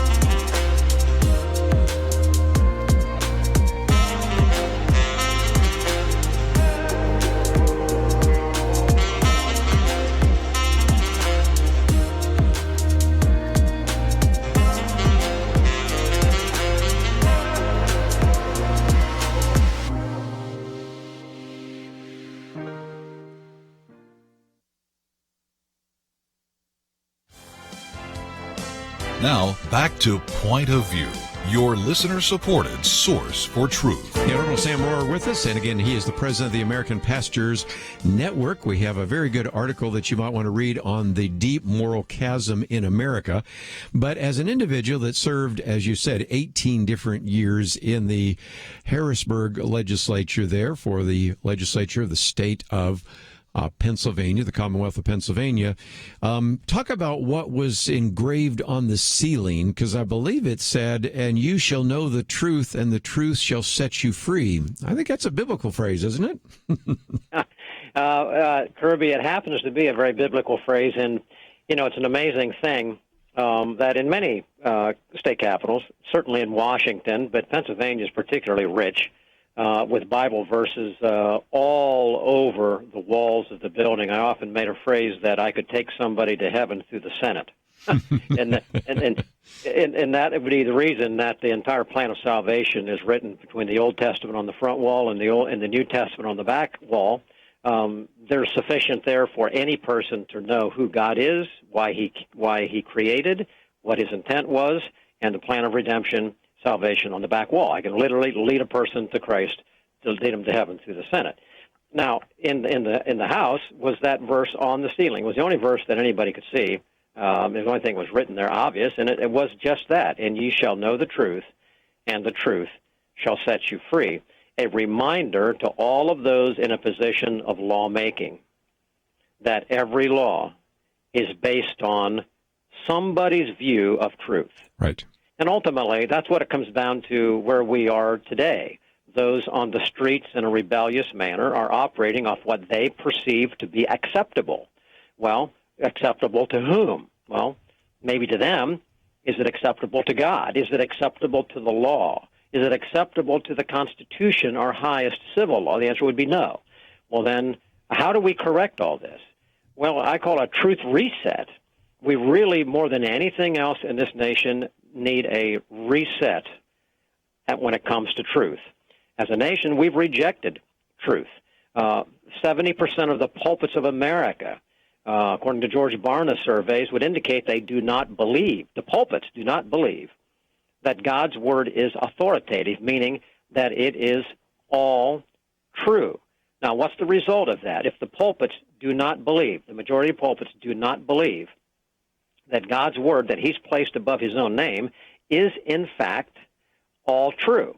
Well, what it means is that they themselves become the determiners of what is true. Yes. And therefore, we can preach what we want to preach. We can let out what we don't want to let out. And as a result, we know that less than 9% of the pulpits of America, I'm talking about those who even declare themselves to be evangelical. I'm not talking the denominational groups that have gone into heresy long ago. I'm talking about those who would say, yes, we believe who God is, and we believe in Jesus Christ. Less than 9% will preach on any of the cultural issues facing us today. So you're not going to be hearing sermons on what is racism, how do we deal with that as an issue. You're not even hearing it on marriage and what God's design for marriage is, or what God's design for human sexuality is, and why it's so important that we observe these things. And when you do not have the proclamation of truth, selected pieces here and there or whatever from the pulpit, you have a nation who does not understand what truth is. And the result of that is, like that verse said, if knowing the truth, which is the Bible, which is Jesus Christ, truth, the way, and life, if we do not agree that that is truth, then, and we don't believe that truth, if we say that truth sets free, if we reject that truth, then we embrace bondage. So we put ourselves actually back into slavery of sin that controls us. We determine what is right or wrong, and we set ourselves up instead of God. Now, in this country, reality, I think that's what has happened. We have many things before God, and I think that one of the advantages of COVID that has come down this path and the horrendous policies, of which I don't agree with a lot of them, but nonetheless, they have happened. What God did was he knocked down, I believe, the idols of America, the entertainment, the sports, the bank accounts, and so forth, and these things that Americans trust in, and I think much of the church trust more in those things, as evidenced by where they spend their money, where they spend their time, where they spend where their motivations are. God knocked them flat, like the idols of Baal in the Old Testament. They're knocked down temporarily, but where are we encouraged to look? Where we're encouraged to look to government. Government's got the answers. Government can bail us out with more money. They've tried to do that. So if we're not careful in these days, where we reset to the truth of who God is, what he says are conditions for blessing. If we don't do that, we will simply substitute one idolatrous God for another one. We're in those critical days right now, and all of these things that happen are opportunities, teachable moments to say, all right, who's truth? Who is God? And if we as God's people are not leading the way in that discussion and through our lives giving indication that there is a better way, that there is healing, there is redemption, there is hope, there is joy, and yes, there is peace in having that personal relationship, then we become, in fact, part of the problem. We only have a few minutes left, and some people might say, okay, I would love to maybe see if we can pick a teachable moment. I'll pick one, and that is the Supreme Court ruled today on gay and transgender rights in the workplace. And so people might say, okay, would American pastors have something? Well, you have a download, came out a while ago, on resources to help you understand the transgender identity debate.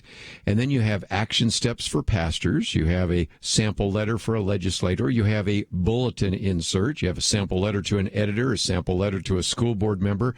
So there is just one example that surfaced in the news today that you have available at the American Pastors Network, so that somebody says, well, what can be a teachable moment?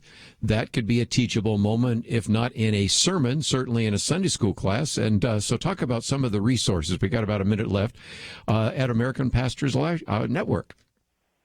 And in fact, those kinds of things that you mentioned, Kerby, there are there. So AmericanPastorsNetwork.net allows a person to go there and then search. One of the great things that we have are searchable by topics. We have probably 5,000 or 6,000 short little Q&As on a whole range of topics. So you can put in anything from economics to marriage to whatever it may be, and come up with short Q&As that we've dealt with a special guest on our radio programs as an example. Short, right to the point, key questions, key biblical and constitutional answers. And so I'd encourage those who are listening, take advantage of that. Information is available, and we direct people to the Word of God, which is the source, and then we tie it in, since most of our cultural issues are in the jurisdiction of civil government, we tie in the Constitution because we need to know that God's highest moral law, and we need to be familiar with our highest civil law. And again, you have a number of state chapters. We broadcast in more states than you have state chapters, but many of you may be in a state which already has a chapter, so you could join there. There are videos. There are all sorts of other resources. Some of you may be even dealing with this whole idea of regathering. I know you did a very good piece a while back with Matt Staver's been on the program with us, so that maybe some of the church leaders can think about this, about how your church can plan for regathering in the midst of COVID-19, and, of course, all sorts of social issues. So if nothing else, Sam Rohrer, thank you for joining us, and look forward to the next opportunity. Thank you. God bless you, Kerby. We're going to take a break, and when we come back, the next hour, we'll spend some time with Frank Gaffney. We're going to move to the subject of China, but before the day is over in the next hour, we have a very good piece on 20 critical questions for the founders of Black Lives Matter movement, and it just, again, is helping you have some discernment. We'll be back with more right after this. If you thought the first half of 2020 was newsworthy, can you even imagine what's coming in the next 6 months? Coronavirus, the economy, social unrest, and an election. One thing I know, Point of View plans to be here for every important event. And as June comes to a close, so does our fiscal year. God has provided, but we're still a long way from where we need to be prepared for this important time. As Kerby says in his most recent letter, both Point of View and you have been brought together for such a time as this. God always knows what we need to be prepared, and this is the time to ask yourself, what is my role? Do your part to strengthen God's people for the days to come. Make Point of View your megaphone for the stretch run of 2020. Visit pointofview.net/team and do what you can. Or call 1-800-347-5151. This is not a time where we can afford to be silent. It is time for action. Pointofview.net/team and 800-347-5151. Point of View will continue after this.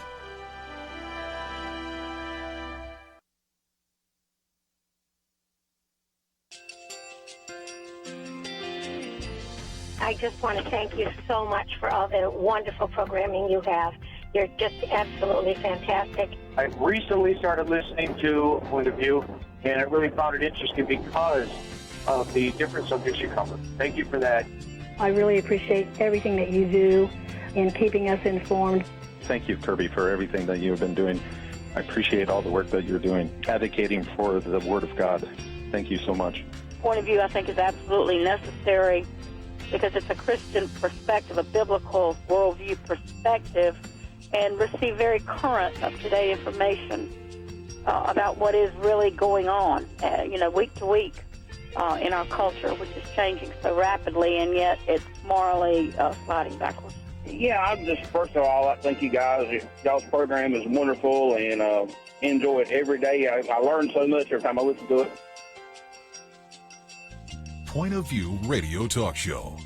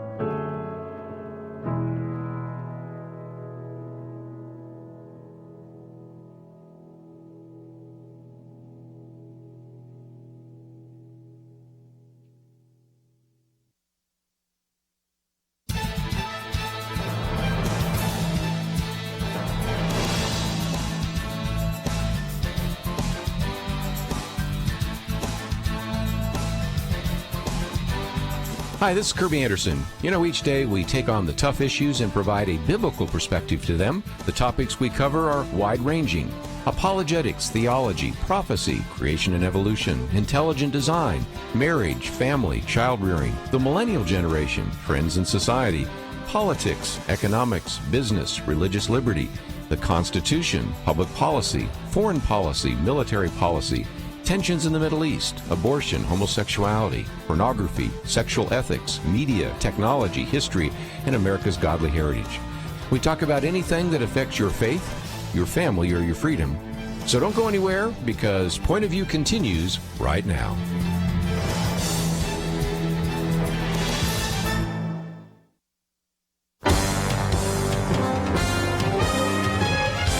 Across America, live. This is Point of View.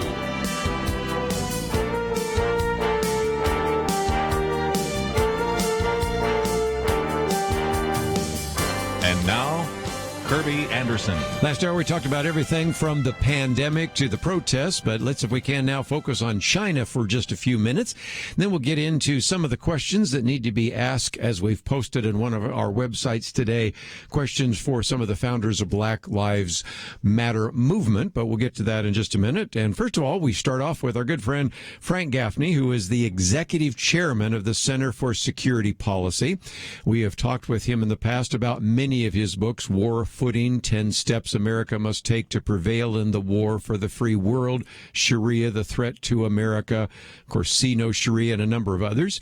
You perhaps hear his radio program, Secure Freedom Radio. There's also a Secure Freedom Minute, and he is an individual that has written many articles.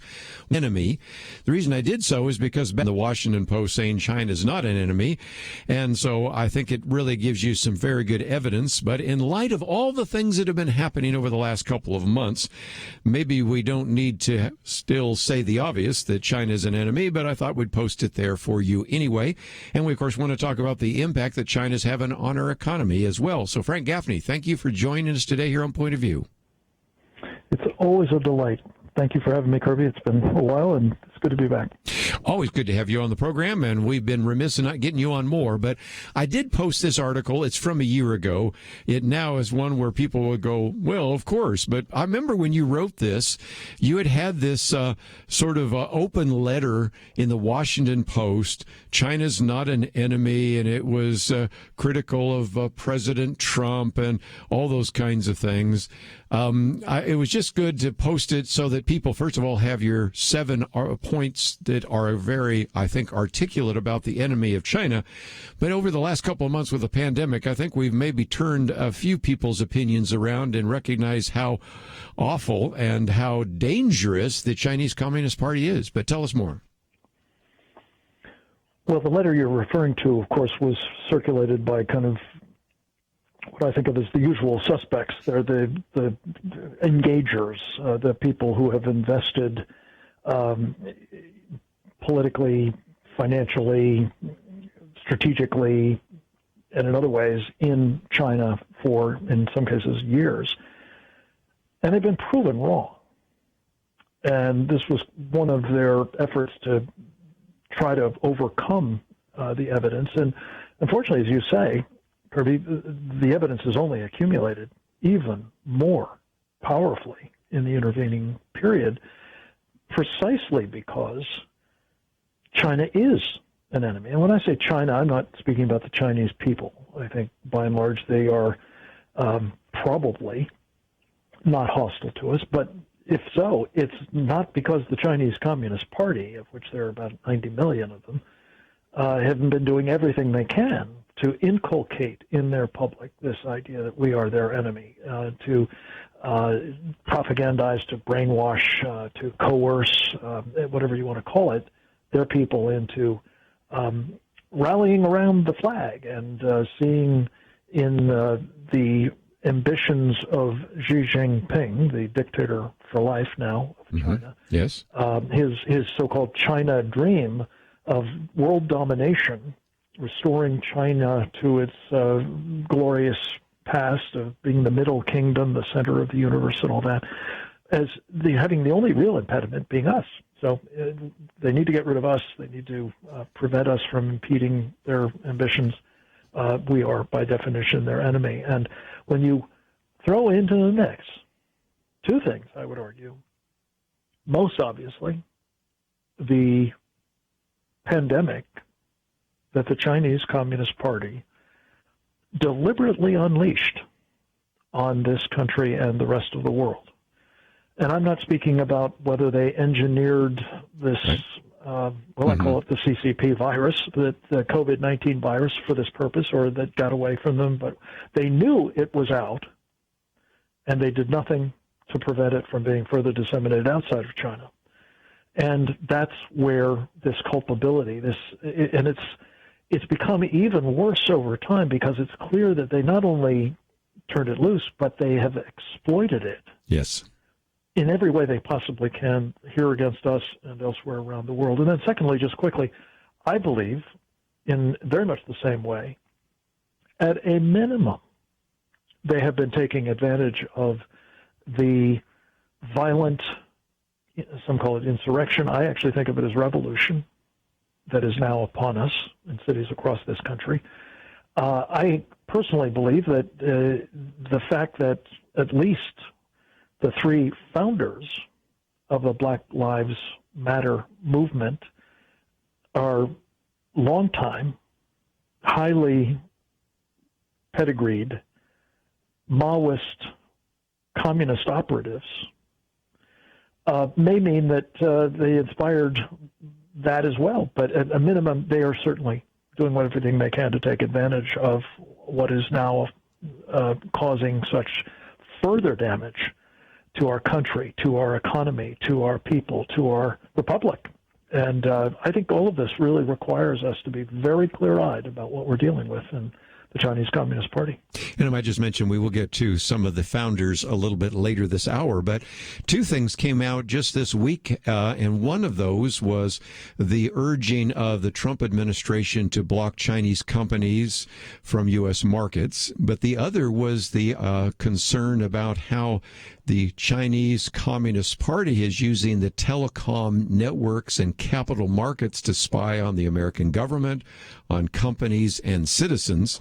I'm not sure which one you want to take first, but both of those are of equal concern, and I can find that at presentdangerchina.org. So let's pick one, and we'll pick up the other one after the break. Well, I think that what we have been observing here is really what the Chinese call unrestricted warfare, Kerby.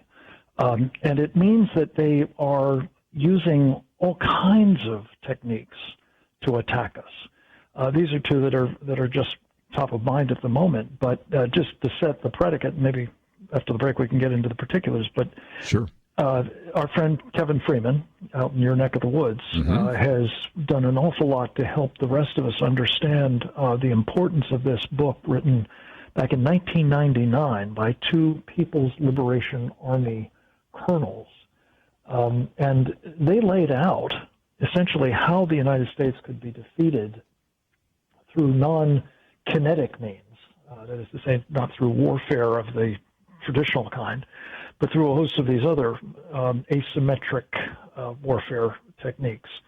And whether it's going after our economy, whether it's going after our electric grid, whether it's going after our securities markets, whether it's going after our society, our educational system, our culture, our media, and that's essentially what they've been doing throughout. And the trouble is that the cumulative effects of not having done much to stop it, let alone actually underwrite it, has put us in the present path. We'll continue our conversation with Frank Gaffney of the Center for Security Policy right after this.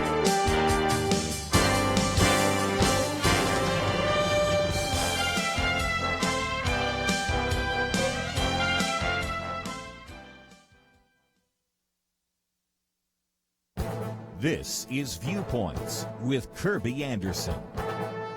George Floyd was killed 3 weeks ago, and protests have been with us since the video surfaced. You would think that some of the focus would be on who is responsible for his killing and the others like it in the city. Kevin Williamson says the answer to that question is not unknowable, but in many political quarters unspeakable. There's a reason for that. Minneapolis is a Democratic city with a Democratic mayor and a Democratic city council that's in a state with a Democratic governor and Democratic state house. That is why the focus hasn't been on specific changes that should be made, but on abstractions that take the focus off politicians. But the city hasn't been governed by abstractions, but by real people. The most concrete proposal we have heard so far is to defund the police.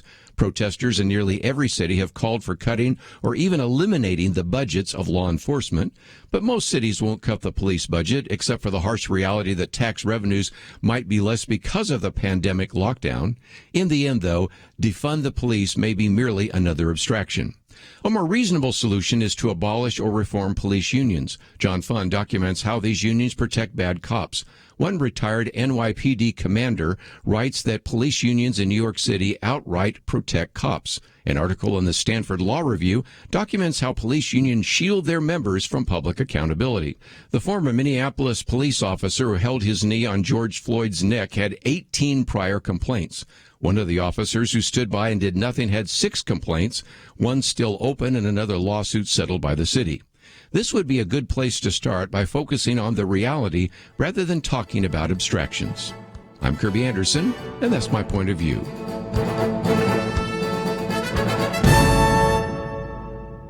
Take Kerby and the Point of View team with you on the go with the Point of View app. Search for Point of View Radio at the Apple or Google Play stores.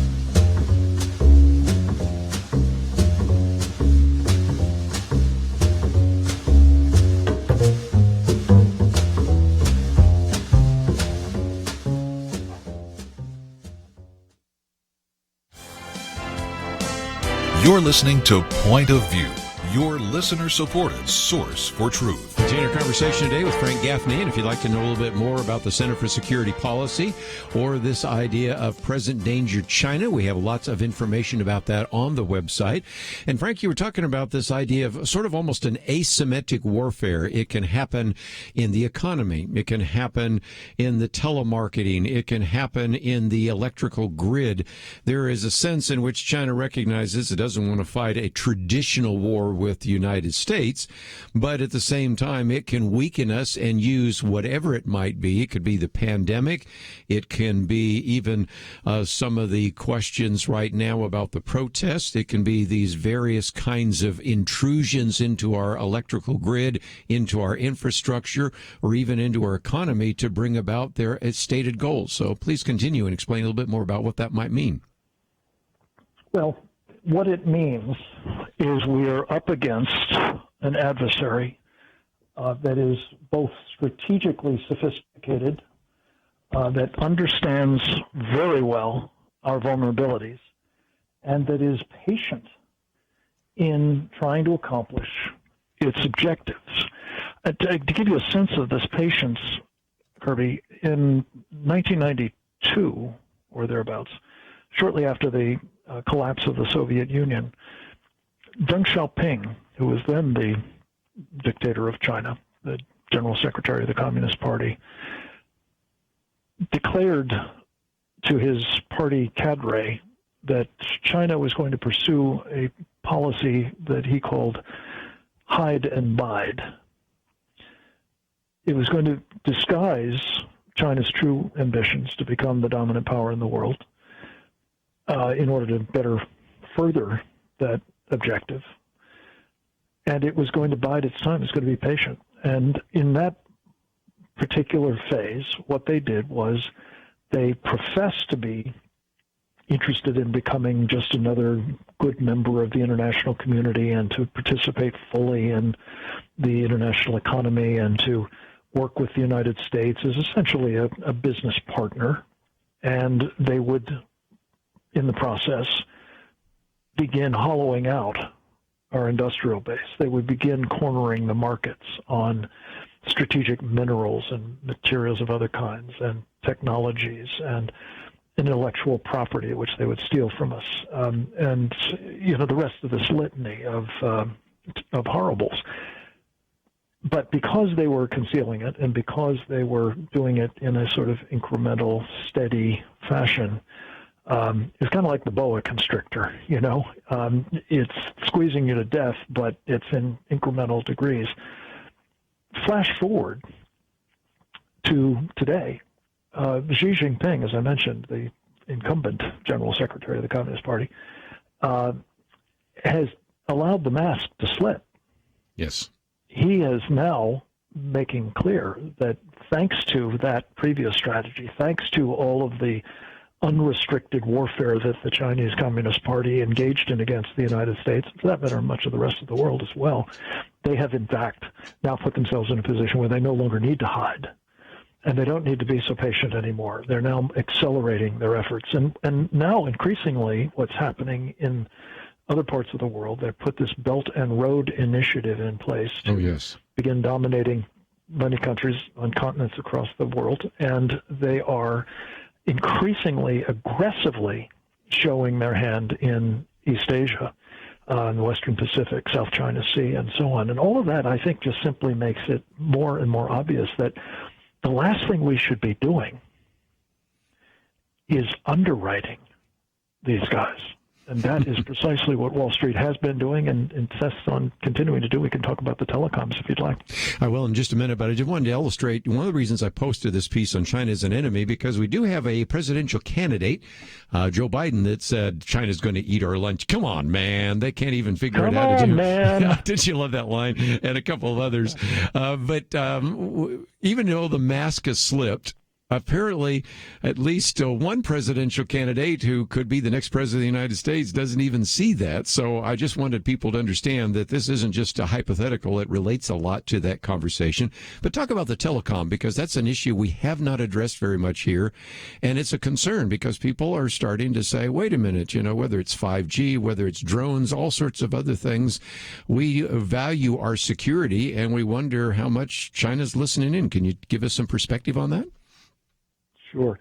And I'm going to come back to Joe Biden in the process, if I may. Pretty good. The telecommunications companies that are prominent features of China's efforts to dominate key information technology space are China Mobile, China Telecom, China Unicom, and a company called Comnet that is a subsidiary of another much bigger conglomerate called CITIC, which is a huge purveyor to the Chinese People's Liberation Army. These four companies have for 2 decades, according to a new report issued by the Senate Permanent Subcommittee on Investigations, for which I worked a long time ago, by the way, finding that for most of the past 2 decades, these companies have used their ability to partner up with or supply technology to or otherwise get inside the wire of, in a manner of speaking, our own carriers of telecommunications, data and voice and so on. They've used it not just to make, money, obviously, but also to engage in espionage against this country. And the report is particularly damning because it makes clear that successive administrations were either aware of this or not paying too much attention, but either way, they did nothing to interfere. Now, here's the kicker. At the same time that this was happening, at least for much of that period, these four companies, including the parent company of ComNet, have been tapping our capital markets to underwrite their operations. In other words, we have been paying them to engage in spying against us. Now, how could that be? How could these guys be in our capital markets? They and hundreds of other companies that the Chinese are using to get money from us. By some estimates, they've taken $3 trillion, Kirby, over the past decade or two. But how do they do this? They do it because Joe Biden, when he was vice president of the United States, helped engineer a waiver that allows the Chinese to have not only access to our capital markets, but to do it on a preferential basis. Thanks to this waiver, they don't have to abide by our securities laws. They don't have to abide by our accounting standards. They don't have to abide by our regulations. And as a result, they can treat all of that kind of information that would disclose, whether these companies are fraudulent, whether there's material risk that's not being disclosed, whether there's, violations of our sanctions or that are threats to our national security or human rights values. None of that has to be disclosed. They can just have access to our capital markets, and our companies have to meet a much higher bar, which is crazy. But Joe Biden, interestingly enough, this took place in 2013. Do you know what else happened in 2013? Go ahead. About 6 months later, Hunter Biden got a $1.5 billion check from the Chinese. Incredible coincidence, yes. Yeah. I'm sure it's a coincidence, but the other possibility is it may have been a commission on a very lucrative transaction Joe Biden facilitated. So when he says, hey, man, there's no problem here, there's nothing to see here, he's a bought man. Yeah. Well, we're just about out of time, and I wanted to encourage people to, first of all, find out about, of course, the Committee on the Present Danger. So we have that on the website. Of course, you've been and have been with the Center for Security Policy. And, of course, I want people to listen to Secure Freedom Radio because that's where they get more information. But you've got some great resources, and really encourage people to go find those resources, educate some of their legislators, and recognize that in this particular election season, the vote is really important, whether or not you believe China is a friend or an enemy, whether it deserves preferential treatment or whether or not we need to treat it like an enemy. So, Frank Gaffney, always great to have you on the program, and thank you for educating us today. Happy to do it, Kerby. Thank you for both the kindness while I'm on the air and for helping your audience connect with all these great resources. We appreciate it greatly. Especially want to encourage you to go to Committee on the Present Danger. Some of you have asked about these telecom networks. I think that's a really good piece on that. Some of you have wondered about how we even allowed China into our economy. I see one of our callers wants to talk about that, so we'll get that after the break. And if you find yourself saying, this is important, I mean, who we have as the next president, either one is going to say China is dangerous and we need protection, or the other is going to say, nah, hey, come on, man, it's nothing at all. And so there is a real difference on that issue, which, of course, we'll talk about as we enter into this campaign season. Let's take a break. We'll take some phone calls right after this. If you thought the first half of 2020 was newsworthy, can you even imagine what's coming in the next 6 months? Coronavirus, the economy, social unrest, and an election. One thing I know, Point of View plans to be here for every important event. And as June comes to a close, so does our fiscal year. God has provided, but we're still a long way from where we need to be prepared for this important time. As Kerby says in his most recent letter, both Point of View and you have been brought together for such a time as this. God always knows what we need to be prepared, and this is the time to ask yourself, what is my role? Do your part to strengthen God's people for the days to come. Make Point of View your megaphone for the stretch run of 2020. Visit pointofview.net/team and do what you can. Or call 1-800-347-5151. This is not a time where we can afford to be silent. It is time for action. pointofview.net/team and 800-347-5151. Point of View will continue after this.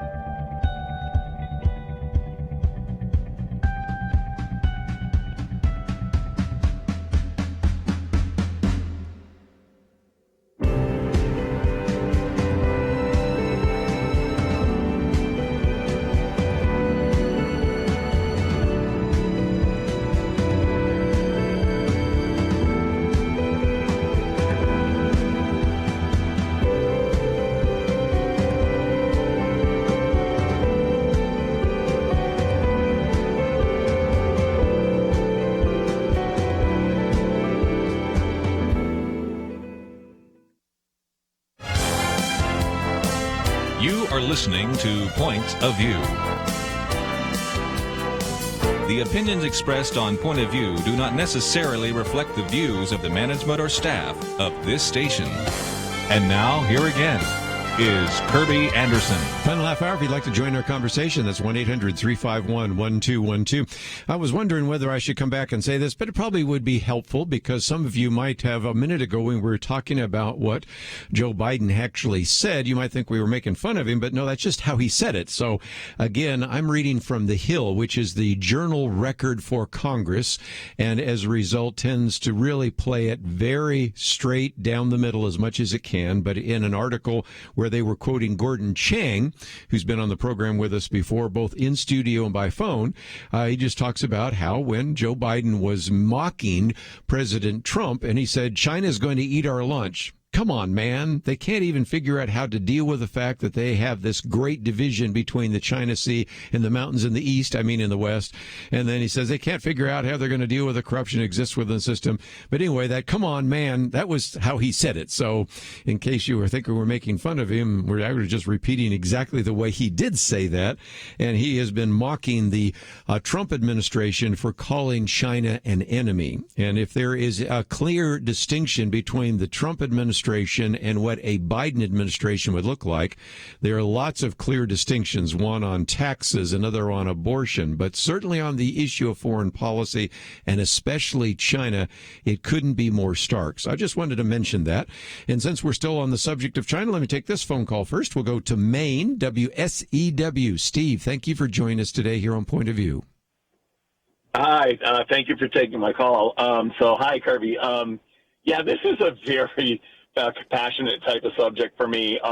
We've been doing things, allowing negotiations in business transactions to happen between China that would never have happened. Say, let's go back to the 70s. Let's go back 40 years or so, right?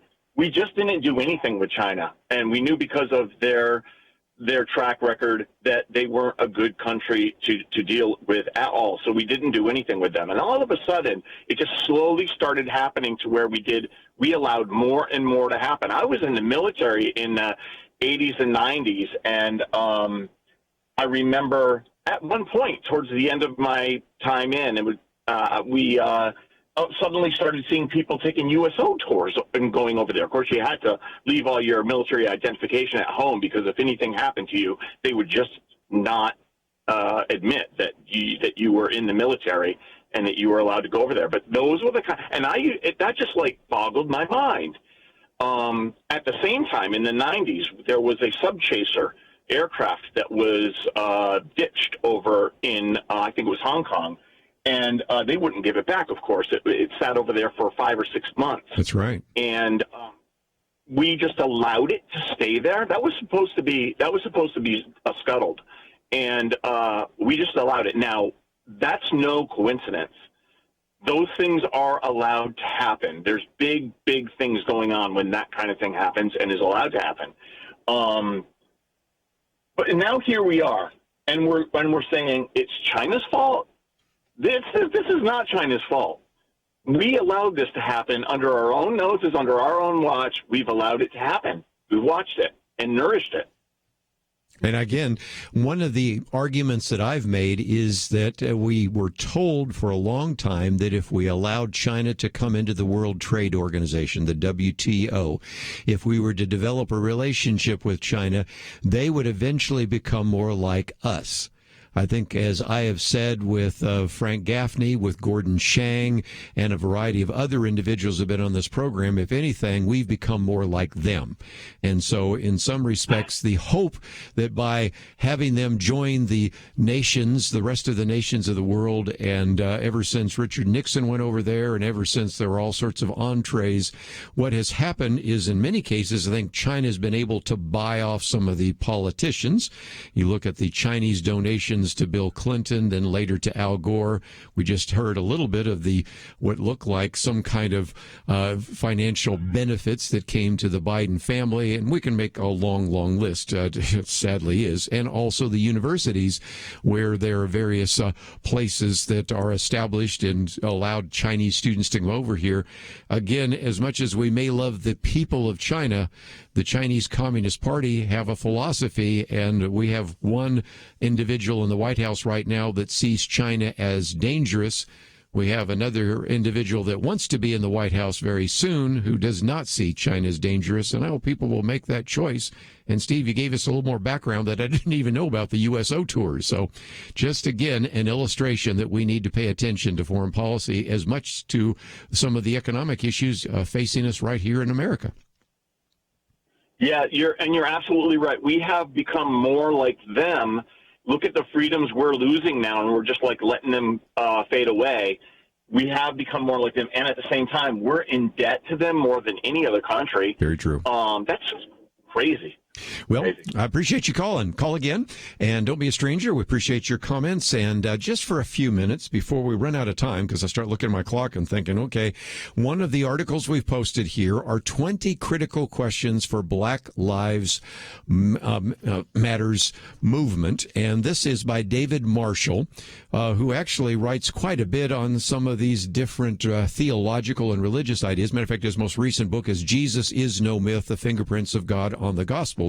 But he wanted to have some questions that should be asked of the founders of BLM, because Black Lives Movement and Black Lives Matter movement, I guess I should say, so I'll put another M in there, actually are different. There's one thing to say Black Lives Matter. Yes, because all are created in the image of God. And whether you're black or white or Hispanic, Asian, whatever, those are not even issues for us as Christians, or should not be.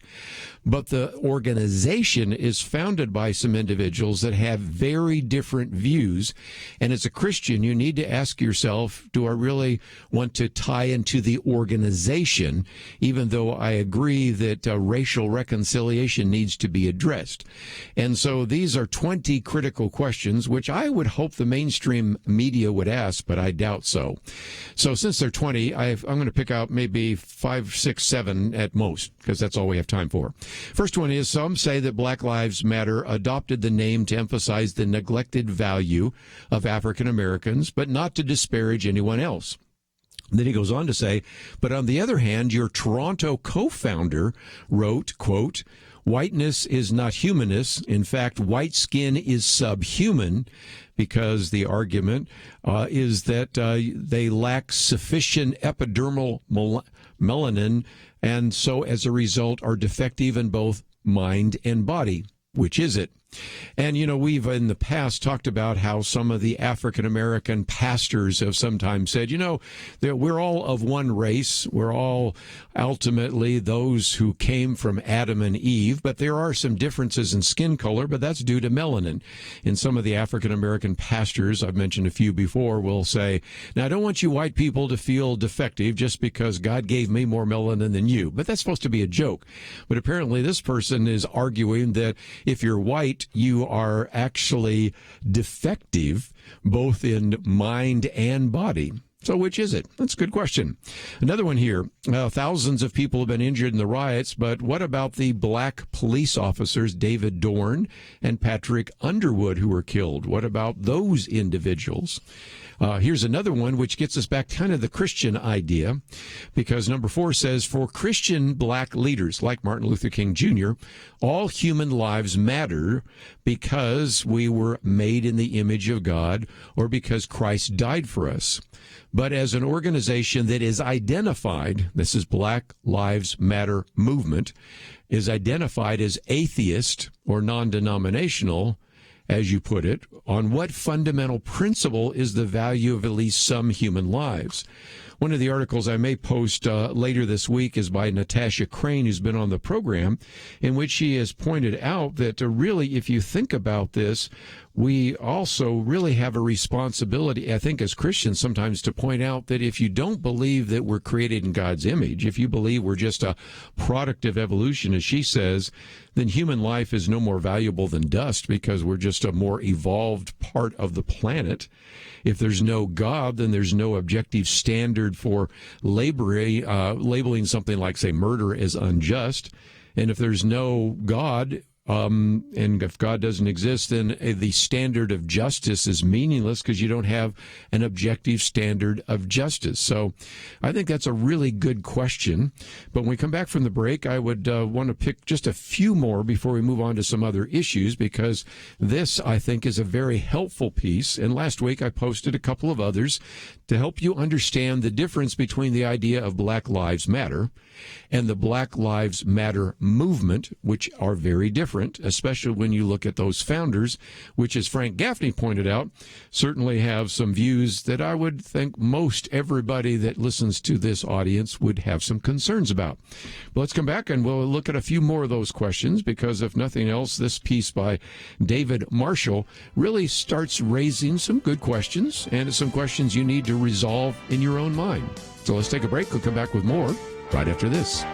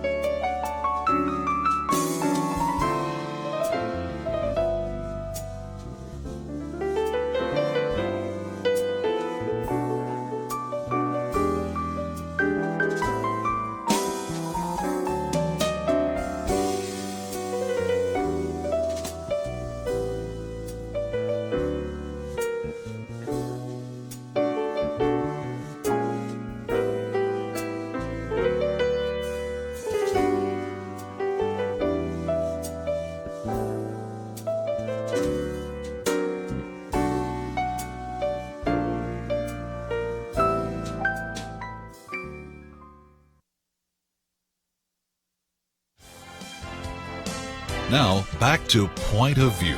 your listener-supported source for truth. Now, once again, let me just mention that tomorrow we're going to get into some more of these issues. One particular piece by Craig Shirley, we'll get into some of the social unrest and those kinds of things.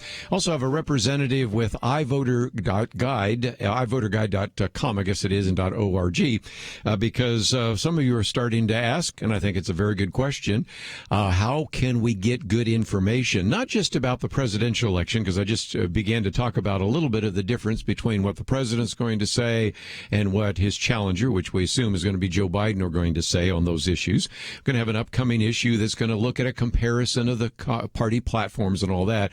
So I think most people have a pretty good idea of how they would vote for their president, for the Senate, maybe even for Congress. At that point, big question marks. A lot of people say, well, I really don't know who necessarily I want to vote for my state senate or state representative, all the way down to a variety of other issues. And so we're going to get into some of the information that we hope to be able to make available to you from the organization. Will be with you tomorrow, and so I hope you'll join us then.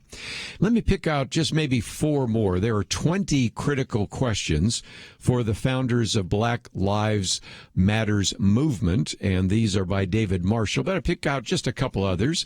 And number 6 is, in the case that brought Black Lives Matter into prominence, that was a case of Michael Brown, who assaulted the Missouri police officer and attempted to wrest his gun away.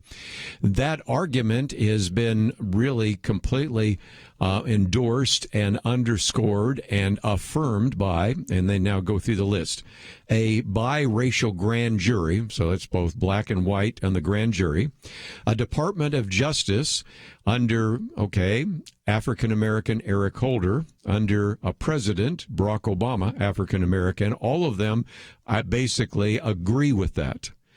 Now, the question that David Marshall says, do you still maintain that Michael Brown raised his hands and said, don't shoot, despite the mounds of evidence they considered? And on what grounds do you reject their conclusions? If you don't think that's an issue, go to any of these rallies. And most every rally at one point has everybody in the room or in the gathering or out there on the field or in the grass, wherever they happen to be, to put up their hands up, don't shoot.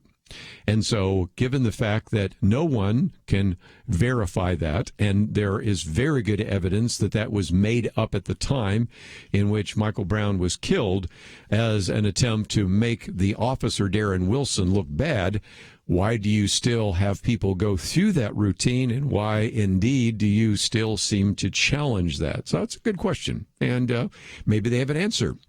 But until somebody is allowed to ask them that, I don't know where we're going to get with it. Number 9 was a good one because it actually involves an individual that was pointing some of this out who would probably agree with some of the actions of Black Lives Matter, but disagrees with this idea maybe of defunding the police. Number 9 says Chicago set a 60-year record for the most number of murders on a single day, including high school students, college students, and people that were working class individuals. This happened in May when at least 92 people were shot and 27 died. And the reason that happened is because the police were busy manning the protest. And so the quote that we have here before we have the question comes from Reverend Michael Flieger. You've perhaps seen him on various talk shows. He has kind of a liberal perspective on things. I think that'd be a fair statement. And he says that on Saturday, in particular Sunday, I heard people saying all over, hey, there's no police anywhere. Police aren't doing nothing. And I'm using his phraseology rather than perfect grammar. Goes on to say, I sat and watched a store looted for over an hour. No police came. I got in my car and drove around to some places being looted. Didn't see police anywhere, he says. So he was pointing out that because the police were previously occupied in dealing with the protest in Chicago, this actually took place. Now the question, does not even this shake you from your conviction that the police are the biggest problem in the inner city? It's a reasonable question for that. And then number 10 is one of these. About 6,000 blacks are killed by other blacks per year in the United States. Thousands of whites also kill whites. I've seen the number, but it's in that same order of magnitude. By contrast, 9 unarmed African Americans are known to have been killed by police last year, one by accident. That was where there was an accidental discharge. Why do those few black lives seem to matter so much more in your eyes than these other thousands? And again, even of those 9, if you look up the numbers for that, which are part of not only the Justice Department numbers, but there's also records that you can find very easily in the Washington Post, a number of those individuals who, in a few cases, were maybe justified in it because they were being attacked. In 2 cases, maybe 3, I think those individuals, the police officers, are being prosecuted anyway. And then finally, just one more question because we're running out of time. Do you recognize the link, which many have pointed out, between the breakdown of American families, especially in the inner city, and the rise of violent crime? And that's something we've talked about in this program before. Larry Elder, for example, let's just use him as an example. He points out that it is the absence of fathers in the homes, first in the black community, now showing up in other communities as well. Anglo-American, Hispanic American, oftentimes are a problem. And of course, he, in the most recent Twitter post, he was, well, why do we have such problems in the black community? And he puts out absence of fathers all the way down the list. We've had Colonel Alan West, who has not only sat in this chair to host this program for me, but sat across from me, and I think is coming up in the future to join us again. He's talked about the absence of fathers in the homes. And so those are, I think, some very important questions for the founders of Black Lives Matter movement. But just before we end today, I thought we would end with a question about should we fund the police or not, because Senator Rick Scott from Florida has a piece that just came out called Fund the Police. And he says the single most ridiculous and irresponsible policy idea that has been suggested in my lifetime can be summed up in 3 words. Defund the police. Goes on for a couple paragraphs, but I'll pick it up a little bit later, where he says no logical person and no person who cares about the health, well-being, and safety would recommend or respond to this killing by suggesting the elimination or defunding of law enforcement. In fact, anyone suggesting this is advocating anarchy and violence in our communities. He says if we defund the police, who do you call when your house gets broken into? Who's going to patrol the streets to prevent drug trafficking and violence? Who's going to investigate murders and rapes and assaults and robberies? Who's going to protect our schools?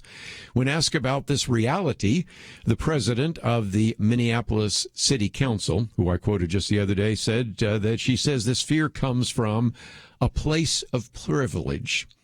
Senator Rick Scott says, this is gibberish. I'm sure he was thinking of another word, but that's the one he uses in this editorial. He then goes on to say, we actually need to do what we can to fund the police. Now, of course, there's a need for better training. There's better oversight, which is necessary, which gets into my commentary today, which talks about how in some cases we don't have good oversight because some of the police unions and things of that nature. But he says the answer is not defund the police. The answer is fund the police. And the sad reality is we're starting to see more and more people in law enforcement saying, if you're not going to stand by us, if you're not going to fund us, if you're going to defund us, if you're going to reduce our funding, we're going to go somewhere else. So in some respects, the defunding may just simply happen because some of those involved in law enforcement, which we laud, we appreciate our first responders, we appreciate our healthcare workers, we appreciate those of you in the military, we appreciate those of you in law enforcement. But after a while, if they don't get any appreciation, they may just say, I'm going to go somewhere else. Which brings me to my Viewpoints commentary today, abstractions and reality. It goes into how we hear a lot about abstractions like, we need to do training or we need to defund, all those kinds of things. But the reality is there's some people that should be held accountable, but they're not.